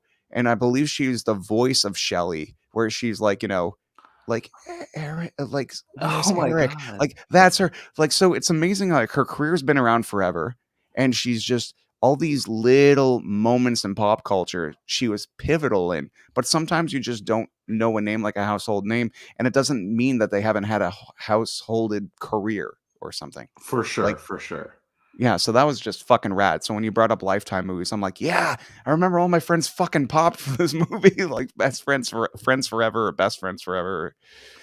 That's awesome. Yeah. I love that. Yeah. So ask your friend about Friends Forever. Yeah, I think it's called Friends Forever. And there's a song like "Do You Hear Me" and shit. And it's fucking. Yeah. I will ask. Nice. Awesome. Writing it down now. Yeah. All right, man. We've been going almost 2 hours. I'm having a fucking blast. I don't know. Do you got to be anywhere? I don't. I'm in my apartment, so this is where I am at. But yeah, this has been awesome, Ryan. Really appreciate it. Love coming on your show. Always. Next story about Andrew and Emily. Sorry, I'm hearing something about Andrew and Emily. Another great story about them is they are close friends to this day. Okay. Their families are friends. And Oh if yeah. you look at her Instagram, her Yeah. wedding picture, you can see Andrew. Okay. Well, apparently Andrew Walker and Emily Van Camp are great friends to this day. And if you look at her Instagram and see her, like he was even at her wedding and all that stuff. So it's amazing that they made those connections 20 something years ago on television when they were just starting out in the biz. It's amazing, huh? That's awesome. Yeah. That's the stuff I like to hear. You know, Me too. connections. That's what we've been talking about all night. Connections that last a long time, and new connections as well, like this one.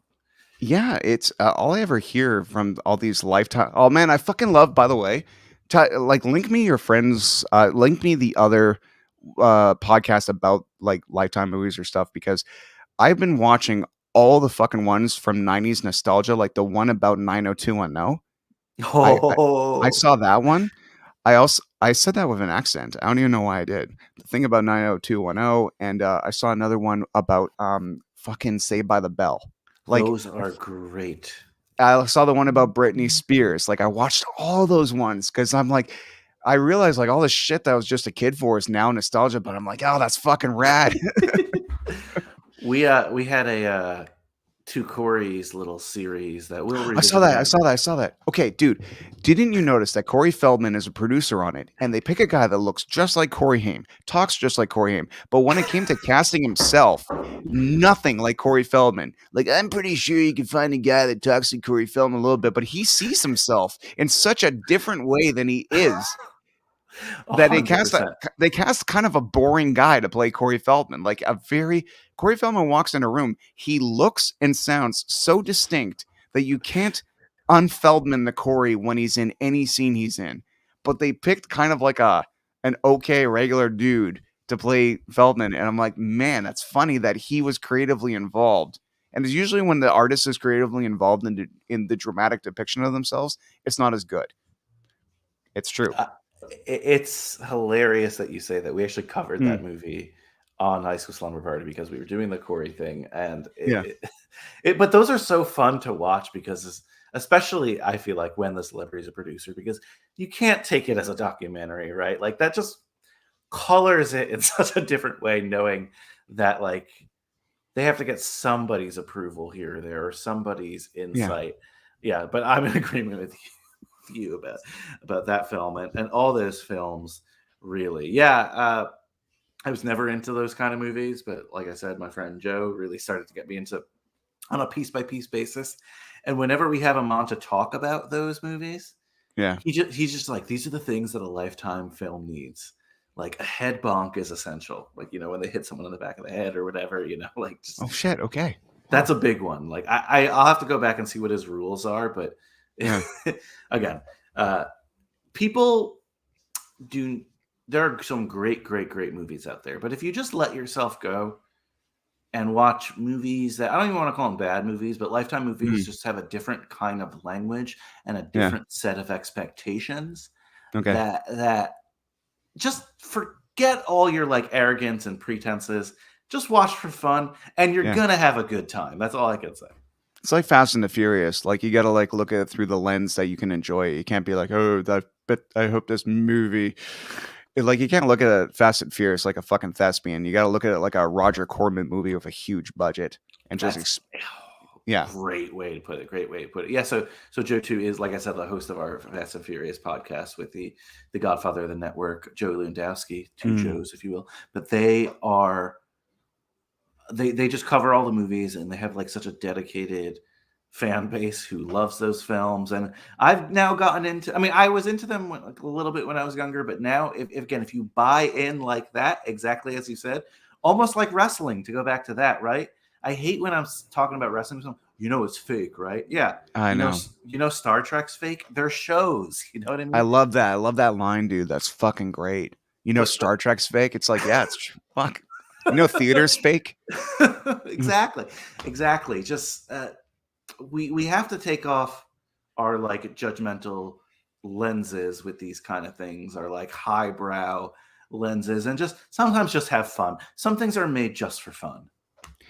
I gotta find the right pair of glasses to watch Twilight with.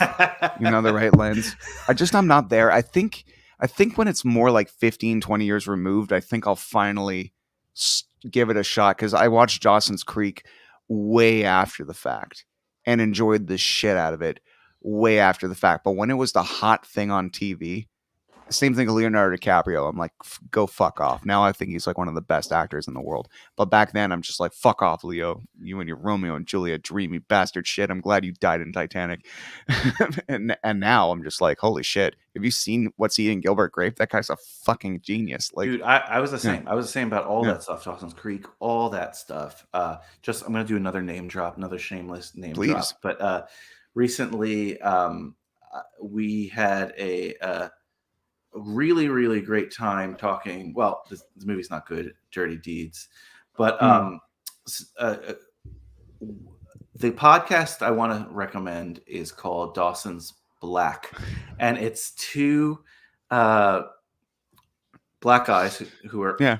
awesome, I and love the title. It's amazing. they just rewatched Dawson's Creek episodes, Yeah. and it is so good in a sense that like it just feels so real and honest, and there's no pretense about it because they're just such honest dudes. And I've been listening to that show, and I've been having a blast listening. And let me Subscribed. There's nothing in this world that is going to stop me from listening to Dawson's Black. You have no fucking idea. Oh my god, that sounds awesome. I want to pull up the pod. Like, let me just get the name of both the hosts Sure. because I had I had Keith Dorsey on. He was one of the Hmm. hosts, and I'm sorry I haven't met Dawson's Black other host. If you're listening, I totally am Yeah. blanking on your name right now. But Keith was a guest on my show. Yeah. Sorry, I don't see it listed here. It's fucking rad, man. And Keith was so awesome, and he was like the movies he was bringing up that he loved were movies I loved. And while I wasn't the biggest fan of Dirty Deeds, it's a pretty crappy movie if you've ever heard of it or seen it. His Mm. love for it just was like so like that's what I want. Like I love like you do it too, Ryan. Like people when they bring this obscure high school movie that they have a connection for Yeah. and to talk about it with me, I have a blast. So I just really wanted to plug though Dawson's Black because these guys are just having so much fun talking Dawson's Creek episodes and being like so real with these characters that listen to Dawson's Black if you can. Two things. I was emotionally destroyed when Dawson's dad dies. No, It came out of nowhere. I wasn't thinking of it as an actor wants to leave the show. I was just totally invested. This isn't DVD binge time. I was house sitting for my sister once again, but her heater wasn't working and it was freezing. I was under like 5 blankets and just watching Dawson's Creek, just binging it. Okay, look. Full disclosure, 2 times in my life, I've been either very sick or very injured and bedridden for months. And back then, there was nothing to do except watch DVDs. Now, when you stop watching DVDs that you like, you're like, what else is in the house? And my sister was an eclectic DVD collector, had many seasons of shows I would never normally have watched. I have watched every episode of Sex and the City, and that's awesome. I've watched every episode of Dawson's Creek. I've seen the first 3 years of 90210. wow. But then she moved out, and I just never watched the rest of it. And it's and I'm very grateful to have seen all that kind of stuff in a time when I was younger and I thought I was too cool for school. And as a result, kind of progressed as a person a little bit more because I got over my too cool for school factor a little earlier than others would based on situations.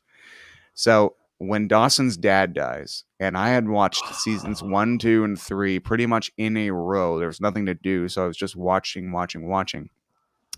There's this scene, Brian, that still breaks me to this day, where his mom and all of them are remembering him, and it's like he's talking to them, but it's in memory, and they're just having a conversation, but it's how they remember him, and it's how he's saying goodbye.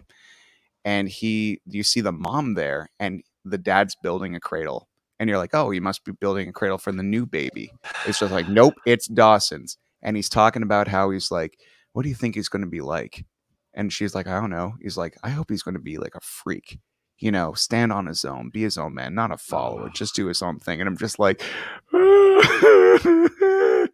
yeah. So Mitch Leary passed in a way. Sometimes a great dad on a high school show is what ties it all together.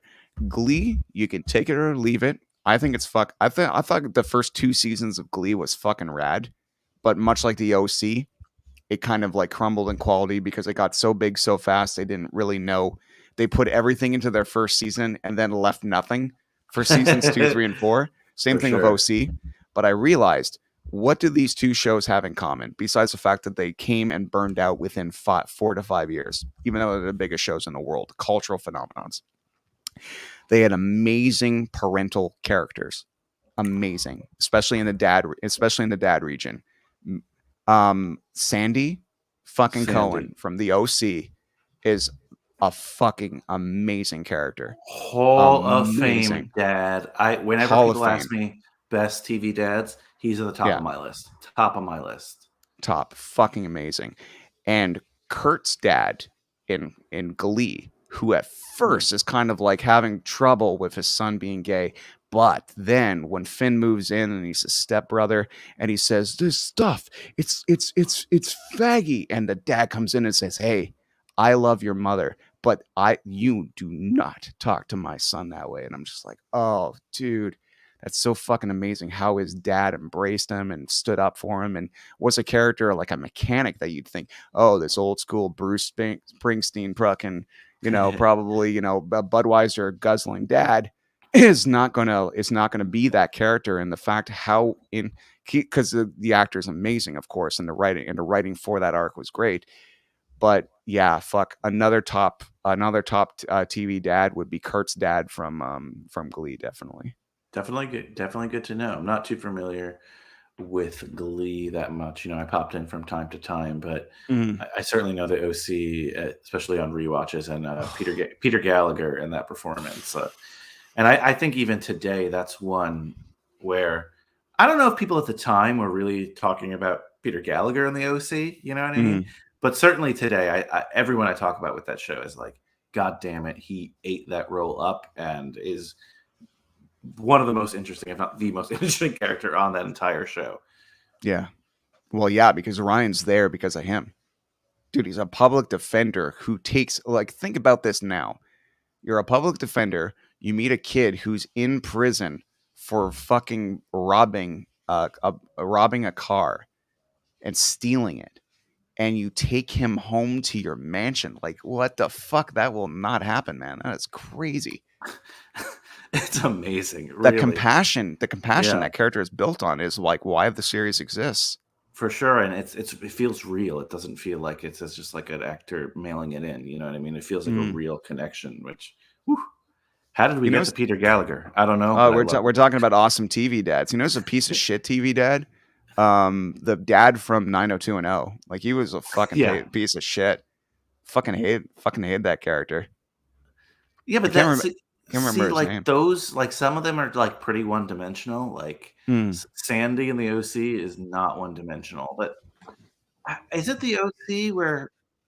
Correct. Again, I haven't seen it in a while. Like I think towards the later seasons, they kind of like, I think he cheated on the mom or something like, and it's like he shouldn't do that, Like I know, but that's when the show was just gasping at straws and just doing whatever. Like Chris Pratt's on there, they're stealing bums. Oh yeah, it's fucking dumb. Like I've never seen the 4th season of OC front to back because I'm just like, it's like watching your favorite band suck shit and you just can't do it. You're like, nope, can't do it. I like you're ruining my memories of the first 2 seasons by being so bad currently. Like, and it's because the first season, Brian, like they do so many things. Ryan gets there. The trouble with that, overcoming the trouble with the ex-boyfriend. The ex-boyfriend's fucking Marissa's mom. This crazy guy named Oliver is there, which in turn is technically a full season's arc of stuff, and it only happens for 4 or 5 episodes where he's manipulating Marissa and she dumps Ryan and all this other shit, and you're just like, all that was season 1.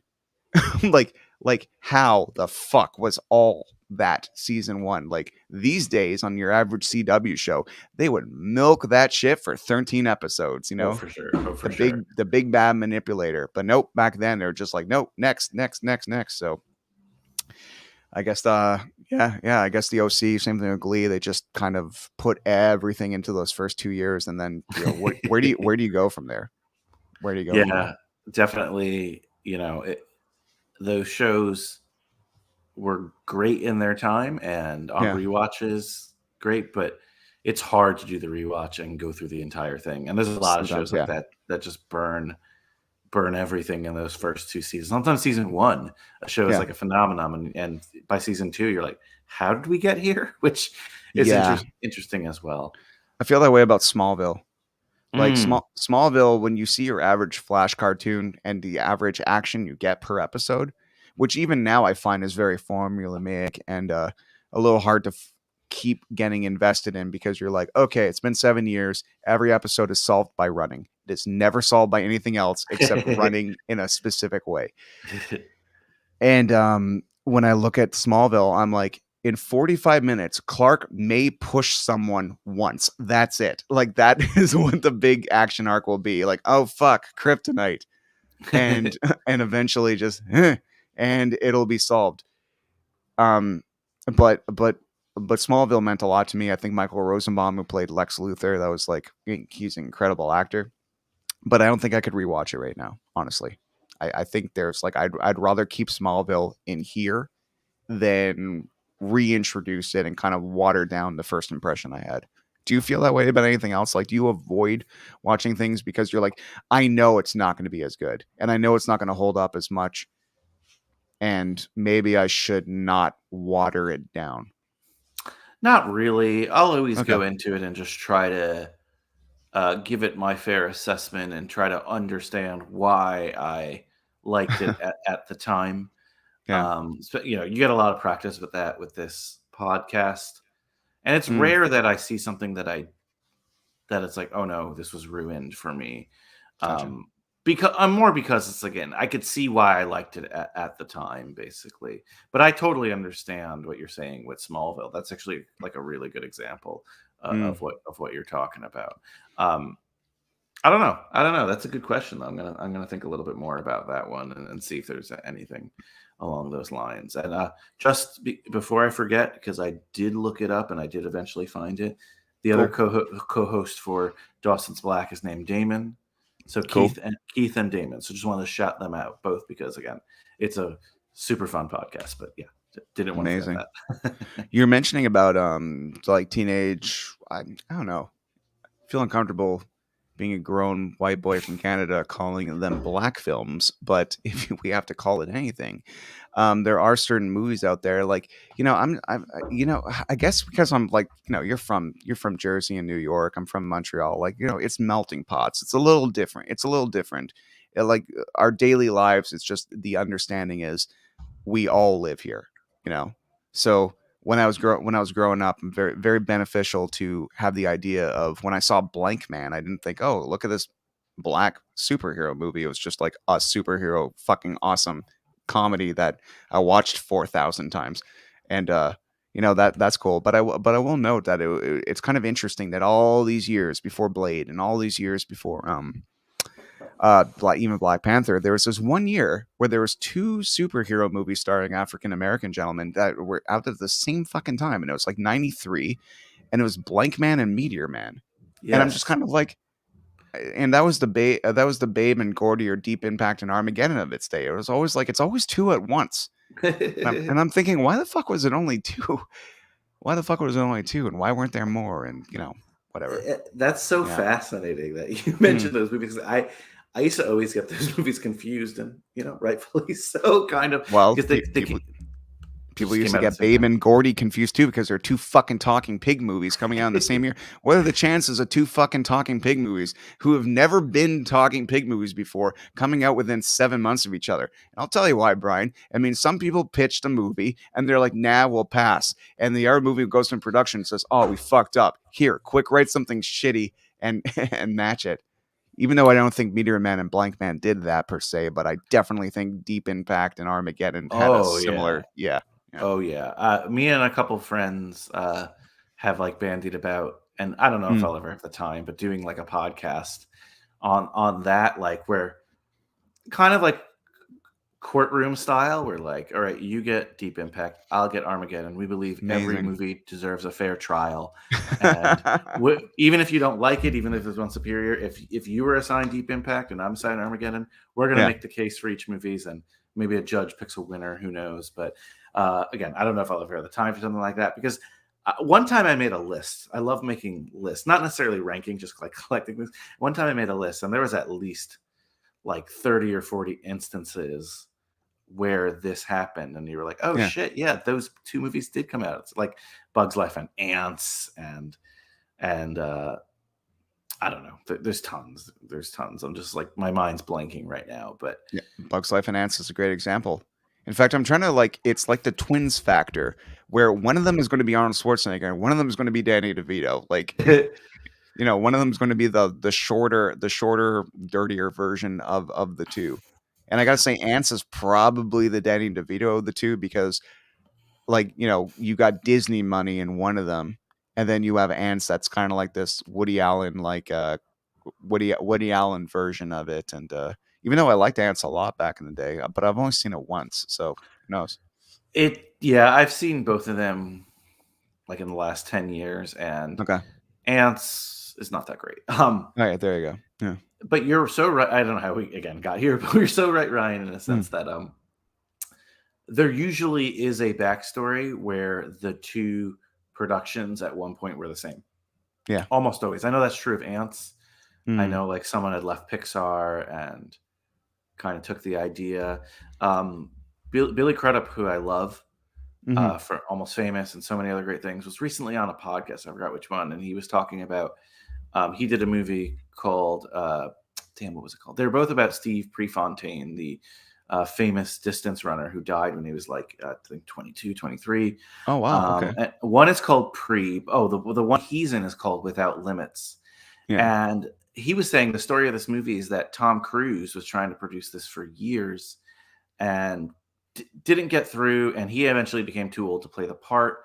And one of the producers went to another studio to make it with Jared Leto, and Tom Cruise made it with Billy Crudup. But Billy Crudup is studying this role, getting the look, really getting into it. He shows Yeah. up in Oregon, where Steve Prefontaine was from. He shows up on the track, or maybe it was like a bar in town or something, and Yeah. looking like that. And someone goes up to him and like, "Oh, you look like Steve Prefontaine." He's like, "Oh, I'm going to be him in the movie." And they just go, "Which one?" And that's the first time that he knew that there was another one in production. And Oh man. that's the story of a lot of these like twin films, that it was just Twin the Films. That's your title. Twin Films, by the way. Yeah. Yeah, that's a great title. But Yeah. yeah, exactly. And I don't know why I just kind of talked myself into doing this podcast, because it is kind of fascinating. Fucking fascinating, dude. Another one. The Murderer of John Lennon. Both had movies come out within a year and a half of each other. Like, definitely. One of them. One had Yeah. Jared Leto, right? One had Jared Leto, and another one had another guy. Another twin movie was. Oh fuck! I'm trying to remember. Oh, Well, the Steve Jobs. Steve Jobs. Steve Jobs, yeah.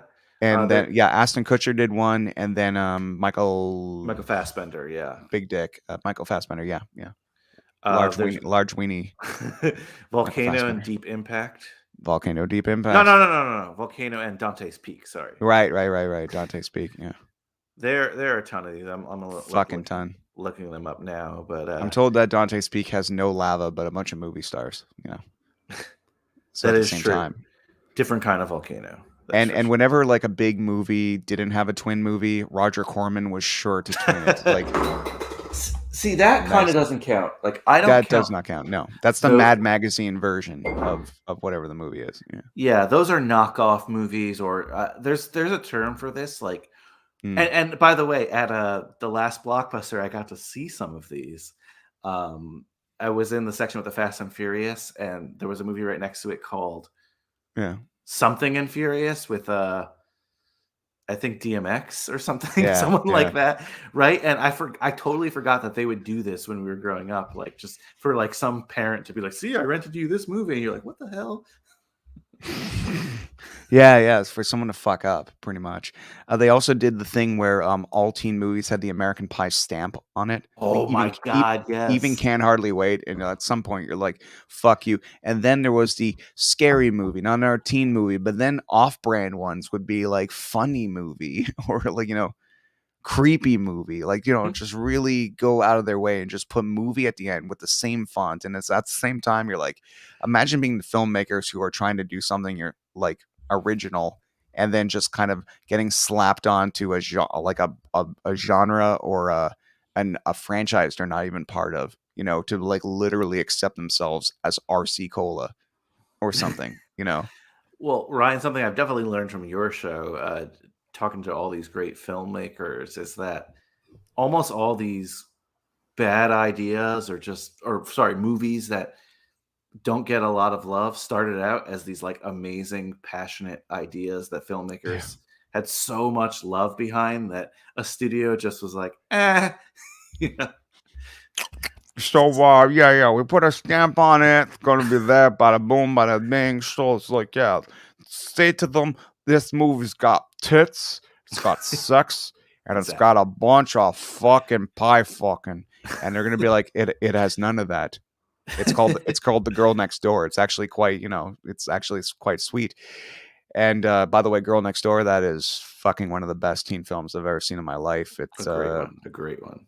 oh my god, I knew what's his face, one of the friends who plays the Riddler now in the new Batman movie coming out. Oh, that's cool. Um, yeah, he's in There Will Be Blood. God, Paul something. Paul Dano. Paul Paul Dano. Dano. When I saw Paul Dano, I thought to myself, A, this guy's got to play Joey Ramone. B, this guy is fucking amazing. Every line he gives, this guy is a fucking star. And yeah, I was right. I reacted that way because you're so right. He was Mm, getting these like bit parts or just cool parts, but nothing that would traditionally translate into like Oscar winning roles. And I'm so happy when I see like, oh shit, I really recognize him in this movie. And yeah. now this dude is like an in-demand indie actor living in Brooklyn who anyone would want to have on their movie set. And just I don't know him personally, obviously, but you Yeah. see, like that's the dream for anyone kind of uh like a lot of people, right? Like in a teen movie, Hmm. getting the parts in like a sex comedy or whatever. But he probably just loved fucking film and he loved eating into this stuff. And to be able to like have the parts he gets now and to be like as revered as he is now, like bravo, good for Paul Dano.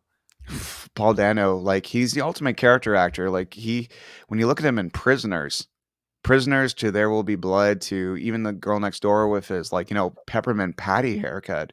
You're like that guy is willing to just look like anything to make you go there. And I see so many movies where and Zac Efron got himself out of this, thank fucking God, because he's actually a really good actor. Mhm. But he could have been just, hey, look like Zac Efron as much as possible in every fucking role you do. But he really impressed me in the movie about the famous serial killer Ted Bundy. Mhm. I was really impressed with that.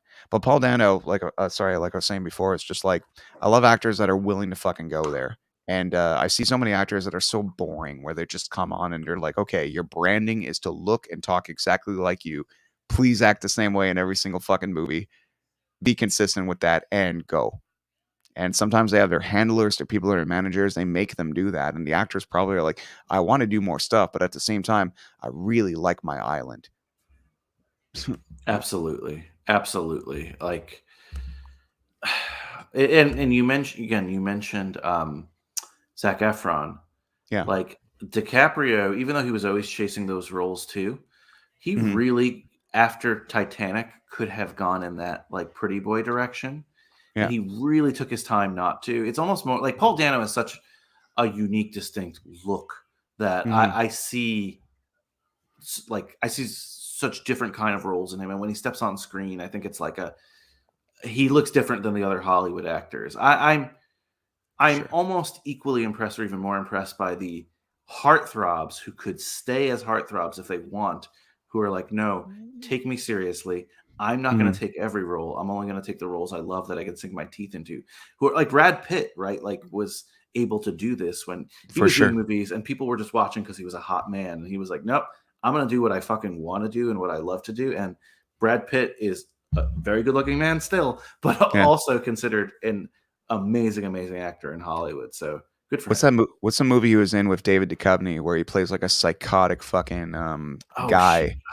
Oh It's god! fucking amazing. I can't remember, but basically, it's funny that him and Leonardo DiCaprio are like the co-stars of Once Upon a Time in Hollywood, but they're both from the same cloth of here's these gorgeous dudes that could have coasted on boring, typical leading man hunky roles, but were willing to do anything to differentiate themselves from such a trope. And Johnny Depp was in there too. He was in one fucking movie after being in fuck it. I'm trying to remember his TV show right now. Of course, Jump Street. Oh, 21 Uh, Jump Street, yeah. yeah, he was in this movie, this typical teen movie about like two guys who are trying to get laid at a club, a beach club or something like that. It's probably called Beach Club actually. And it's funny to see him kind of like he's not really good at just being a boring guy. He's not good at being like a regular guy just talking like this. Johnny Depp's got a deep voice and he just, but give him some fucking scissor hands and a weird Michael Jackson voice and he'll fucking blow you away. Johnny Depp's like one of those guys, kind of like Mike Myers, where Mike Myers in So I Married an Axe Murder, he's all right, but he's amazing when he plays a Scottish dad. Like it's like with Johnny Depp and guys like Mike Myers, it's like it's the 180 or nothing. And when they do the 180, it's like transformative and beautiful and fucking crazy. But when they're just acting like a guy in a movie, it doesn't work for them. So yeah, you're so right about that. You're so right about that. This conversation is inspiring me for so many things that I keep writing it down in my phone. Oh, cool. So just FYI. I thought you were texting your wife like, fuck this guy. No, I'm not like, God, he won't let me off the show. No. Like the notepad thing in my phone, it goes on for so long, but anytime I get an idea for something or whatever, I put it in because I don't want to forget it. So please do the Twin podcast though, man. I would listen to the shit out of that. Like this versus this, like, oh, it's fucking amazing how shameless fucking Hollywood has been when it comes to that, and how obvious it is and stuff. And I mean, it's funny though. I guess the superhero genre technically did that all the time. Like X-Men would make a movie, but Spider-Man, Sony would be like, well, fuck you, we'll make a superhero movie, and that's benefited me greatly. So it's not twinning as much as it's a unique thing to have this giant creative pool of IP to grab from, and that uniquely at a time when Marvel was bankrupt, they're just like, selling themselves on the street, fucking saying, yeah, sure, Spider-Man, this, we're trying to stay in business. Fox, you want X-Men? Here you go. That Sony, you want Spider-Man? Here you go. Universal, you want the Hulk? Go for it. Which nowadays seems asinine that Warner Brothers would ever release Batman and Superman to two different companies. You know what I mean? Like it's that's insane. Actually, you brought up something that I'll ask your take on this. Sure. So on again another shameless plug for a podcast that I'm on often and I like, away. But my good friend Mike Manzi, who's on my show a lot, Mike rules. Yeah, he has a show. Yeah, he's a wealth of knowledge about really cool nerdy stuff. But he has a show called Third Time's a Charm, which is very niche. He talks about third films in a franchise. Yeah. And I don't know when this episode's coming out, but we just recorded me and him recorded the Muppets Take Manhattan. So we were talking, Muppets and stuff, and that's not on Disney Plus, at least not in the United States, because similarly, that's when like Jim Henson Company was kind of letting other people, they would still make the stuff, but I believe Sony now has the rights to that. So Disney technically, when Disney acquired Jim Henson's stuff, because they technically weren't the producer of the film, they weren't able to obtain that. So I really, really, really want, if there's ever that dream Spider-Man trade that they're talking about with Sony, where they could acquire this, if Disney can just be like, could you give us the Muppets Take Manhattan so we could put the collection together? Like, could you just please give us that? Could you throw it in? Because in like baseball and all that, you always call like the worst player there, like, oh, the throw-in guy of the trade. Like, I love the Muppets. I love that movie. But with everyone talking about Spider-Man and all that, throw in the Muppets Take Manhattan, please. I'm checking my phone right now because I don't want to be a dick, but I think it's on the Canadian one. Nice. I'm pretty sure I've seen it. Okay, dude, talking to Muppets. On Disney Plus, it just got announced that, it didn't get announced, it got released that the Muppets Haunted Mansion has been online for a few weeks now. And it's kind of a return to fold of, it's a Grover story. Sorry, Grover, I keep fucking doing that. It's a Gonzo story with Pepe, and they've been with Pepe since Muppets in Space. But before that, Rizzo was like his buddy, and Gonzo was like a prominent feature in all the movies post Jim Henson's death. So pretty much from Muppet Christmas Carol, Muppet Treasure Island, and Muppets in Space, it was Gonzo and a dude following around the human characters. But in this case, Muppets in Space was just about Gonzo and his origins, and Muppets Haunted Mansion, which I really like. I've seen about 2-3 times. It's a fast watch. It's like an hour. But the special effects in it are beautiful. It's really cool how they take because I'm a big fan of the toys that made us and the movies that made us, and the same guy, Brian Vauquez, but I hope I'm saying his name right. He has a series called Behind the Attractions on Disney Plus about Disneyland rides Oh and yeah, their I've seen it. It's conception, awesome. their history, and it's fucking fascinating. And the Haunted Mansion one, there's like this character called the Headless Ghost that is an urban legend that's never been there and is supposed to, and they've seen it and they show in the documentary, and Fozzie plays that. So I'm like, oh, that's so cool that they finally got the character out through Fozzie Bear. And there's this big thing about how do we fucking make this big dinner thing that you go by? Well, that's a scene in the fucking movie. There's a big dinner party, and there's a scene where you walk through a ballroom and they're all dancing together. That's a scene in the movie too. So it was really cool to see them pay attention to not only Muppet mythology, but Disney mythology as well with that much care. And the thing is, in the spirit of being blindingly enthusiastic and although I have a huge fear of rejection, I get these bursts of bravery. I reached out to Kirk Thatcher, the director and co-writer of that movie, to do an interview, and he said yes.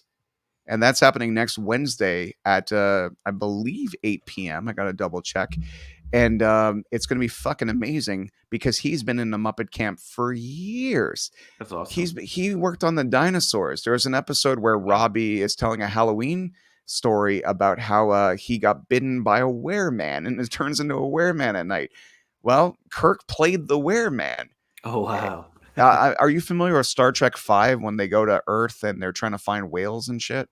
Yes. There's a punk rocker on the bus obnoxiously playing music, and Spock fucking Vulcan neck pinches him and he passes out. Kirk played that guy too. So not only has this rich history as a director, he's got all these stories about live action working with Leonard Nimoy and getting fucking.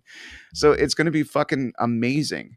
And it's really cool that we brought up the Muppets because I'm terrible at plugging my own stuff on my own show. But I'm glad you brought that up because yeah, that's going to be the best Halloween present to myself ever is to, peel back the layers of passion and love that, made Muppets Haunted Mansion what it is.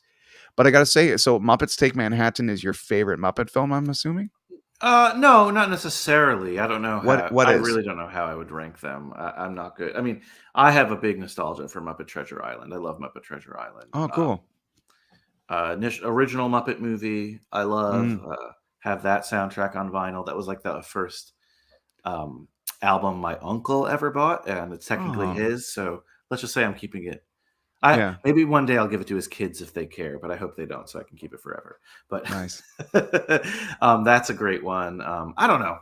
They're just so cool. Love the Muppets. We were actually, when I was on Mike's show talking about how you mentioned Pepe, just like how certain characters have gone in and out the main Muppet rotation.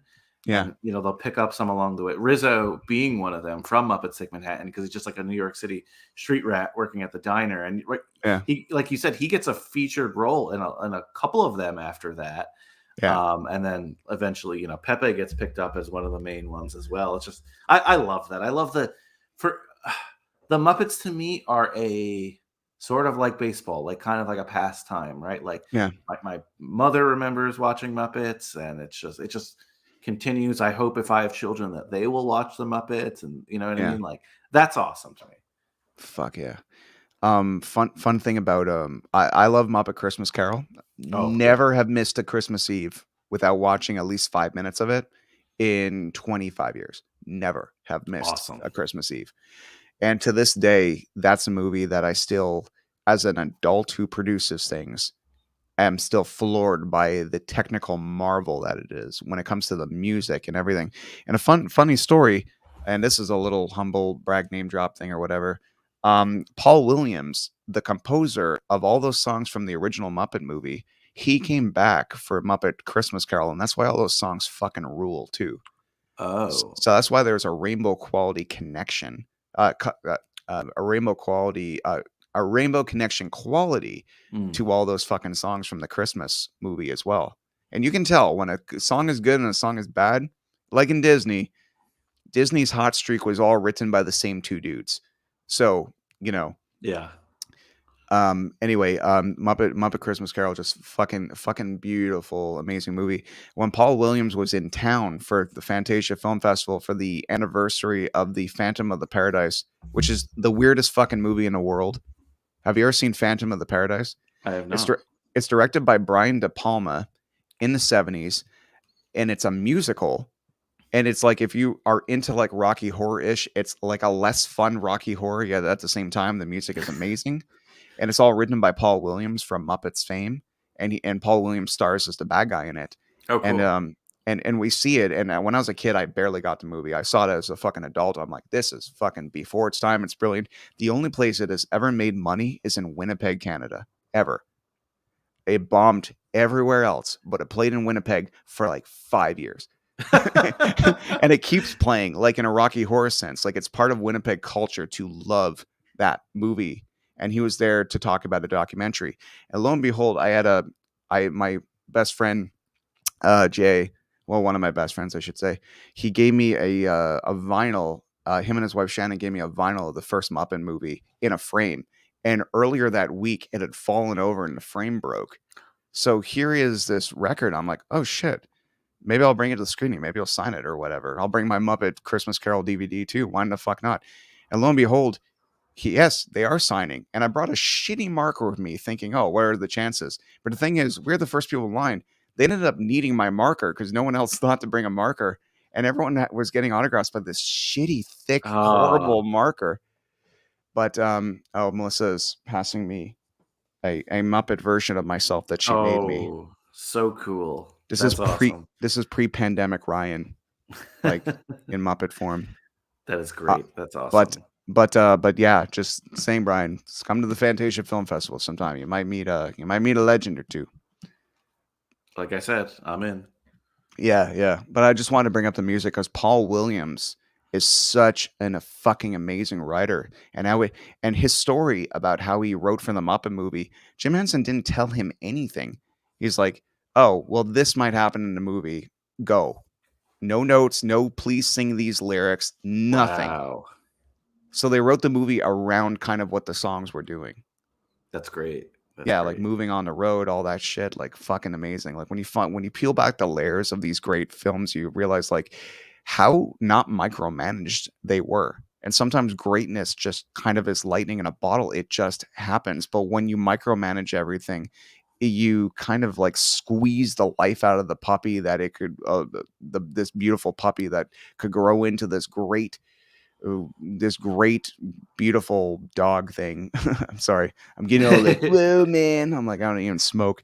But you know what I mean? Like sometimes when you find out, like, when things are so micromanaged and everything is so like this, like that organic, beautiful, spontaneous energy that is made up of what we love could not have existed. And the same thing could be said about wrestling, because back in the day they didn't have writers, they had guidelines, but they let the talent say what they wanted, and that's how you get a Rock and a Stone Cold Steve Austin.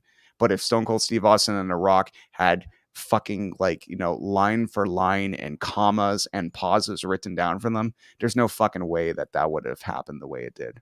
No way. Yeah, it's a shame. We're definitely in a micromanaged time, and there's certain things that you can get right with that style, and sometimes it can work out. But when you get it wrong, it's the biggest, gigantic waste of time, because things that are micromanaged to that level don't tend to have a lot of organic heart, right? So there are so many failures of movies, quote unquote failures of movies that we look back on that have so much heart, and it's because of what you're saying, just like the love from the filmmakers and all that. Oh, hello. This is my precious boy Fox. Well, He now I came can't to say hi. concentrate, so I forgot what I was saying. Oh no. No, don't take the puppy away. That was the No, best no, part he of the wanted show. he Oh, wanted to okay. Okay. he's like, this is enough. Yeah. Oh man. Oh man, fucking amazing, dude. It's yeah, so everyone out there, just listen to High School Slumber Party. It's a fucking great podcast. You love hearing Brian banter like this, you should hear him talk to Cousin Pumpkin. Okay? Oh. If you think me and him have chemistry, Cousin Pumpkin is like the fucking Fonz of High School Slumber Party. Oh, he's great. He's my cousin, and it's as simple as that. He is 100% himself all the time, and you can't get any other version out of him. And it's wonderful and beautiful. And dedication and loyalty. He's actually gotten a tattoo for the show, which is Yeah. amazing. The Goofy movie tattoo, which I thank him for, and it's just awesome. So yeah, I love having my cousin on. Yeah, Goofy in Goofy movies got to be another one of those classic greatest dads of all time. He would have to Oh make the yeah. list. Oh yeah. That's a good Especially the perfect cast. That fucking moment. He thinks his dad's dying. call. Oh. And oh my god, seriously, Goofy movie had no business being as fucking good as it was. No business. 100%. Oh my god. Another great example of a lot of things we talked about today. Yeah. Well, listen to Brian's episode on the Goofy movie. It's wonderful. I'm trying to picture Cousin Pumpkin in the movie Independence Day when shit is blowing up. Oh my god! Yeah, that's pretty cool. It's like what the fuck? Fucking react! The White House just blew up, dude. Yeah, he's great. He's definitely like an all or nothing person when it comes to everything. Like, and again, just listen to the show and listen to the show. Cousin Pumpkin episodes, and listen to the episodes Ryan's on, or listen to whatever movie you want. I don't care if you want to cherry pick. Just go down the list. We've done 250. We have a lot more great ones to do. So definitely check it out wherever you get your podcasts. Before you go, just because I don't really I have no intention of seeing the movie, because I'm a cranky old man yelling at a cloud, and you got to tell me, am I a cranky old man yelling at a cloud, or are my instincts correct? Is the Kraft legacy as big of a piece of crap as I am assuming it is? The best way I compared it on the show is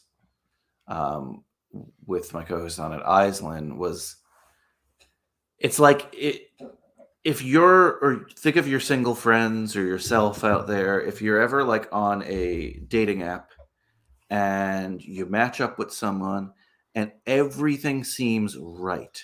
Every little thing on there that you're reading, that they're talking to you about, everything on their profile, you're having this great conversation. It's like too perfect. And you show up to the date and it's just a dud. And you can't even fathom why it didn't work out, but you just had zero chemistry with this person. And 10 minutes into the date, you want to leave. That is exactly, unfortunately, the Kraft legacy.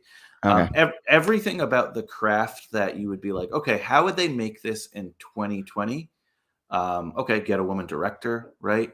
Get these great actors to be in it.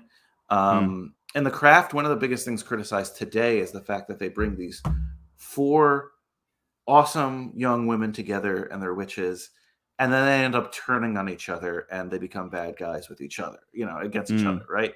The new one, David Duchovny, spoiler alert, ends up being, not really, because as soon as you see him, it's obvious, but ends up being the bad guy, and they kind of unite to defeat him. And on paper, like almost everything that would make it like modern and awesome would sound great, but there's just unfortunately something missing from the film. It's not as bad as people say, to be honest with you, but it's still, I haven't found someone who liked it. I'll be honest with you that. So it's weird in that sense, and it just proves that you could put a formula to anything to make it better, and if something just lacks that it factor, it's not going to translate. Also, another thing I'll say about it, I don't think that it had an understanding of who its audience was or wanted to be. It's the thing I say, like, who was this movie made for, right? Gotcha. It both alienates original Kraft fans by almost, it's being very modern, but also I don't think it appeals to Gen Zers who don't like nostalgia and kind of Mhm. hate us for pushing their nostalgia on them. Gotcha. Go on TikTok, talk to Gen Zers. They're not fans of this generation who No. only talk about the past, right? And that's something that's hilarious to me. That's why that I like watching modern movies as well. So it almost has no audience in that respect, that it doesn't appeal to older craft fans. Yeah, And at the same time though, they like Stranger Things, and it's like, fair that's enough. Look, fair yeah. enough. You're Uh, right, but I think Stranger Things is one of those things that's universally, it's just like well made and stuff, yeah. and Mm, I don't think they're necessarily liking it for the nostalgia. I think they're liking it because it's a good show, and I think it's true. that's the craft legacy should have been more like that rather than what it ended up being, unfortunately. Another thing I'll say, last thing I'll say about it, would have Sure. worked so much better as a series, like a Chilling Adventures of Sabrina kind of thing. Uh, That mhm. would have definitely, if they let the characters play out a little bit more and explore them, I Yeah. think it would have had a better chance, and it would have been more appealing to younger people and older people. Like something that my co-host was talking about with Riverdale, Sure. um, what has how they all the parents were like people, actors who people loved back in the day. You know what I mean? Yeah. And that's another show that was a phenomenon early on, and then really kind of fell off a cliff to some people. Yeah, I gotta say I haven't seen it in 2 years. It's true. And I watched every episode when it came out, and it was awesome, and, but yeah, it's totally true. I'm like, the idea of watching 30 episodes of Riverdale right now, it's like, "Ah, do I have to?" No, no, exactly. Yeah. And maybe in a series they could have brought those two worlds together. Dude, it was something we were kind of talking about with Fear Street, right? Like, Yeah. you like horror, and a lot of Gen Zers love the Fear Street things, but like to the Kate Hudsons of the world who like the original source material, Yeah. didn't really fly. But at least they were able to find a good audience with that anyway, and it didn't really matter, right? Craft Legacy almost has no audience, and that's really unfortunate because I think the actors are great, and I think all the intentions behind it were great. But sorry. You know what's interesting? What you just brought up? And I don't think, except I don't think on any sense of the word that this movie would have worked, because I'm sure a boardroom just threw it together in an idea. But the movie Gem and the Holograms, who used the IP in name only, but didn't acknowledge the 80s action Mm. cartoon it was based on, in which them and the Misfits were like almost violently competing for situations, for fame, battle in the bands, all that kind of stuff. They kind of do this thing where it's like, oh yeah, kids will love it. It's about a YouTuber who gets famous, and none of the original, what made the original show special, ended up being in it. And as a result, a Gem movie exists that nobody's seen, and the people who have seen it are just so indifferent about it, and it's just kind of a shame, because sometimes that's the only shot, because they'll be like, oh, a Gem movie, yeah, no, that doesn't work. But then movies like Josie and the Pussycats that didn't do well in its day are very beloved now, and looked back on for how witty it was, and how it was making fun of corporate sponsorship at a time when corporate sponsorship were like, "Hey, fuck you! Don't make fun of us." You're so right about that. That's a really good call. And yeah, Gem and Yeah, the Holograms. That's exactly one that was yeah, missed by a lot of people because of that exact reason. So yeah, good call. yeah. But it wasn't embraced by anybody. Young people didn't like it. Exactly. Old people didn't like it. No, Nobody fucking exactly. liked it. Yeah. Sometimes it's just really hard to find that when you get the IP to find that audience. Hmm. You're not going to make everyone happy, but can you at least make someone happy? You know? Yeah. Well, Gem and the Holograms really deserved more like the action movie treatment. Like, fucking give them some. Like, even Josie and the Pussycats is the best Gem and Holograms movie that ever came out. In fact, I interviewed the co-creator of Gem and the Holograms, Christy Marks, on my show You Me and YTV, and I think I told her that, and she agreed. It was just like, they didn't even ask her, when they were writing the movie. They just they asked her for a cameo after it was written, after they had shot 75% of it. Like, what a fucking waste, and she Oh, had like Gem and hologram ideas for live action movies for years and years and years. Dude, Christy Marks is one of the coolest fucking humans alive. Look on YouTube, everybody. for Christy Mark's like long form interview or mini documentary. And she was a writer on so many projects, including G.I. Joe. She wrote Scarlett's backstory, where she goes home and, she's this warrior with G.I. Joe, but she goes home and it shows that her fucking dad and her brother are martial arts experts and all this shit, and gave all this plot and depth to a female cartoon character on an 80s cartoon show, which we know is very one dimensional back then. So to get like, she wrote, there's this great Canadian, well, when I say great to me, Canadian series called Captain Planet. Sorry, not Captain Planet, Captain Power and the Soldiers of the Future. And she was a writer on that show with like a really famous comic book writer called John Michael Krasinski. I think his name is. I'm not really good with pronouncing the long, crazy fucking names that I read, but Christian Marks like has had her hand in so many amazing characters in pop culture, and yeah, it's a real fucking shame they didn't give her a Gem and Holograms movie, because it would be a movie we'd all be talking about. With great, we'd be reviewing it on High School Slumber Party. With great admiration as opposed to great indifference. So yeah, that stinks, but yeah, again, that's life. it is, right? Especially, there's just so many movies that just get lost forever, and yeah, that now they'll never be, because streaming services and all that, but that would have been probably if that was the case. Dude, you know what's really fucking cool about Netflix though, and Amazon Prime and all these other places that are all competing with each other now? Now they're just buying up all this old stuff, but I see things on Netflix reach the top 10 that people fucking hated back in the day. Like Tim Burton's Dark Shadows is a big fucking hit on Canadian Netflix, but back in the day nobody could give a shit about it. That's great. Yeah.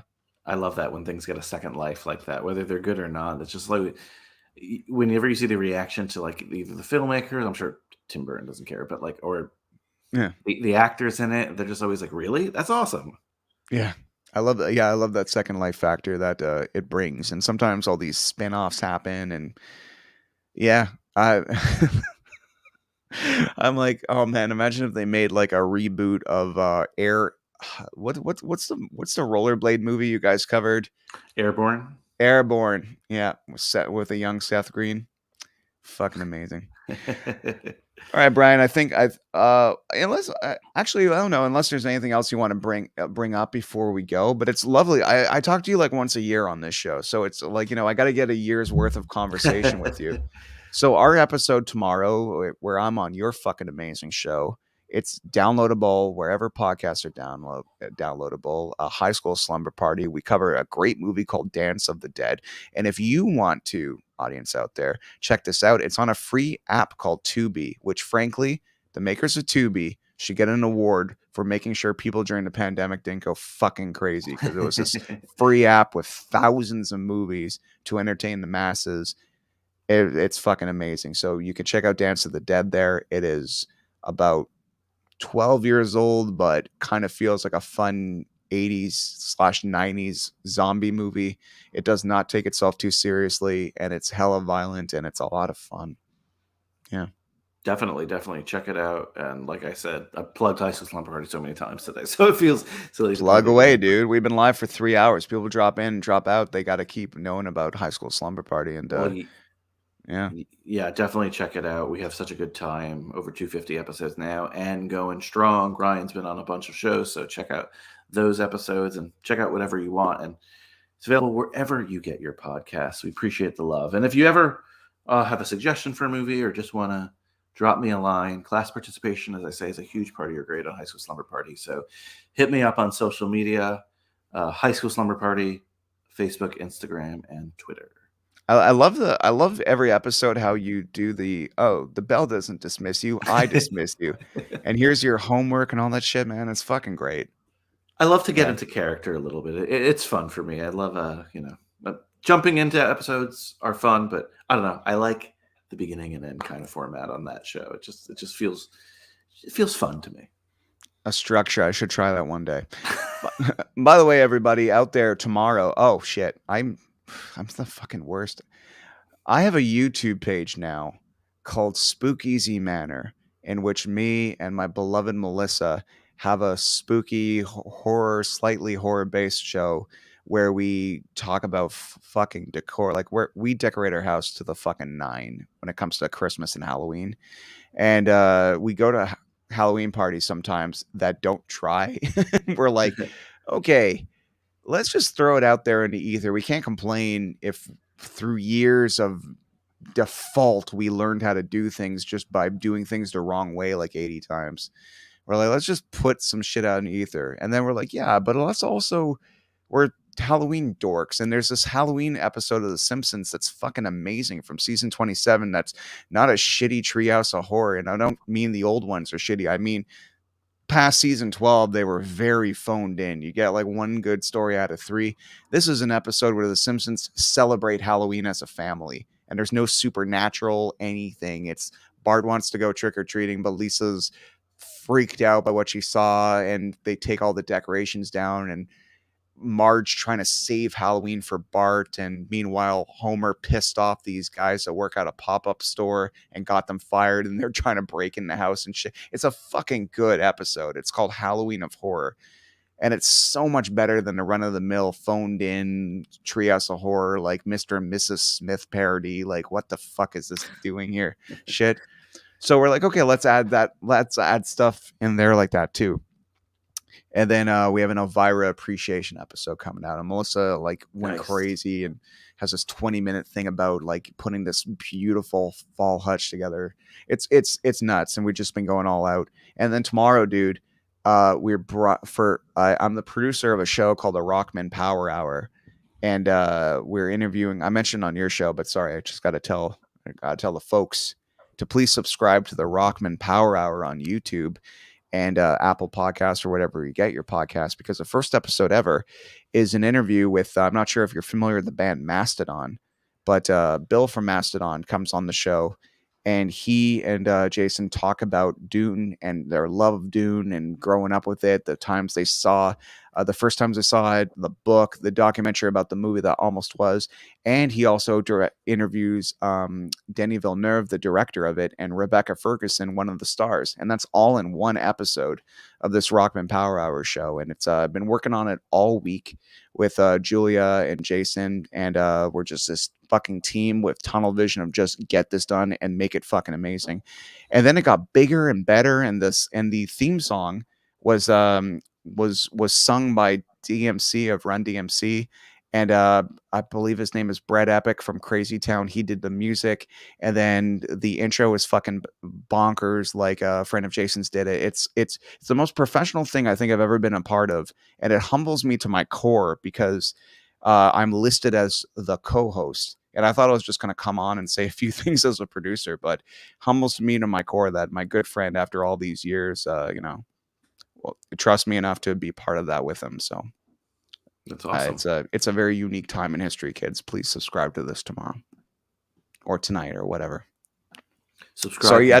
Sorry you had to hear all that, Brian. I just was like, I do have to say this I do have to self-promote at one fucking point. I don't know. I feel like an asshole when I do it. Yeah. I've been self-promoting all day, so don't worry. Yeah, but that's why you're here. It's weird though. It's weird. Self-promotion is very weird, so I get it. But that sounds like a really awesome project. I'm looking forward to that. Yeah. The second episode, well, I guess I shouldn't say yet, but the second episode may or may not have a gentleman that upon hearing his name, you might have to kickstart your heart. Oh. Yeah. Yeah, we may all shout at the devil by the time it is done. Anyway, yeah. Interesting. Yeah.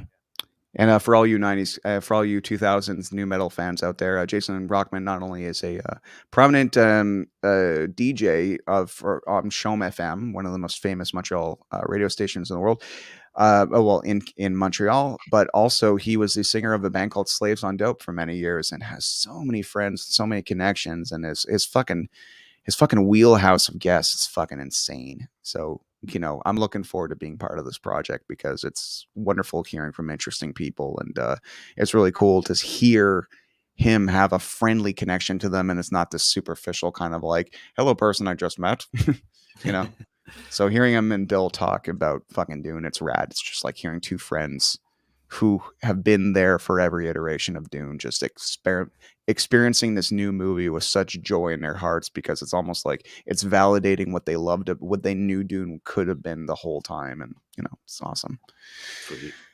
Sorry, Brian. I'm like, I either do another broadcast tomorrow talking about this one, or I do it now. So yeah, get it all in now. Get it all in there. Right. Brian, do you have fun tonight? I had a blast, and thank you, Ryan, once again for having me on the Ryan Stick Show. Can't wait to have you again on High School Slumber Party, and can't wait to be back here. And can me and Kate do an episode together at some point? We'll set that up. Don't worry. That's cool. A good idea. Because I'm not. It's either going to turn into like a fucking fist fight, or a hug fest, or a virtual hug fest, and I'm really curious to see which one it's going to be. Maybe a little of both. Those are the best. So maybe, yeah. There's got to be a movie like her and I have the same like 1994 like mentality when it came to film and music. So I'm like, there's got to be something in 94 or 95 that is that magical ingredient. Yeah. For sure. I think I'll find something. I'll do my research. Nice. Awesome. All right, everyone. Thanks so much for watching Ryan's Stick Show. I don't know. Follow me on Instagram if you fucking feel like it. But follow Brian on Instagram, because he puts out amazing shit. I love his images of if you rented the movie the podcast is based on, what are the other 2 films that you would rent on that, magical Friday or Saturday night. And it's fucking awesome. Make sure you subscribe to his podcast. I promise you, it's fucking awesome. And have yourselves a good night. Anything else to say, Brian? Nope. Just thank you, Ryan, as always, for your unwavering support. Appreciate it. And thank you for having me here. Unwavering, almost unbalanced, horrifyingly. Now I'm running out of words. We've been live 3 hours. All right. That's the cue, everybody. Good night. Bye.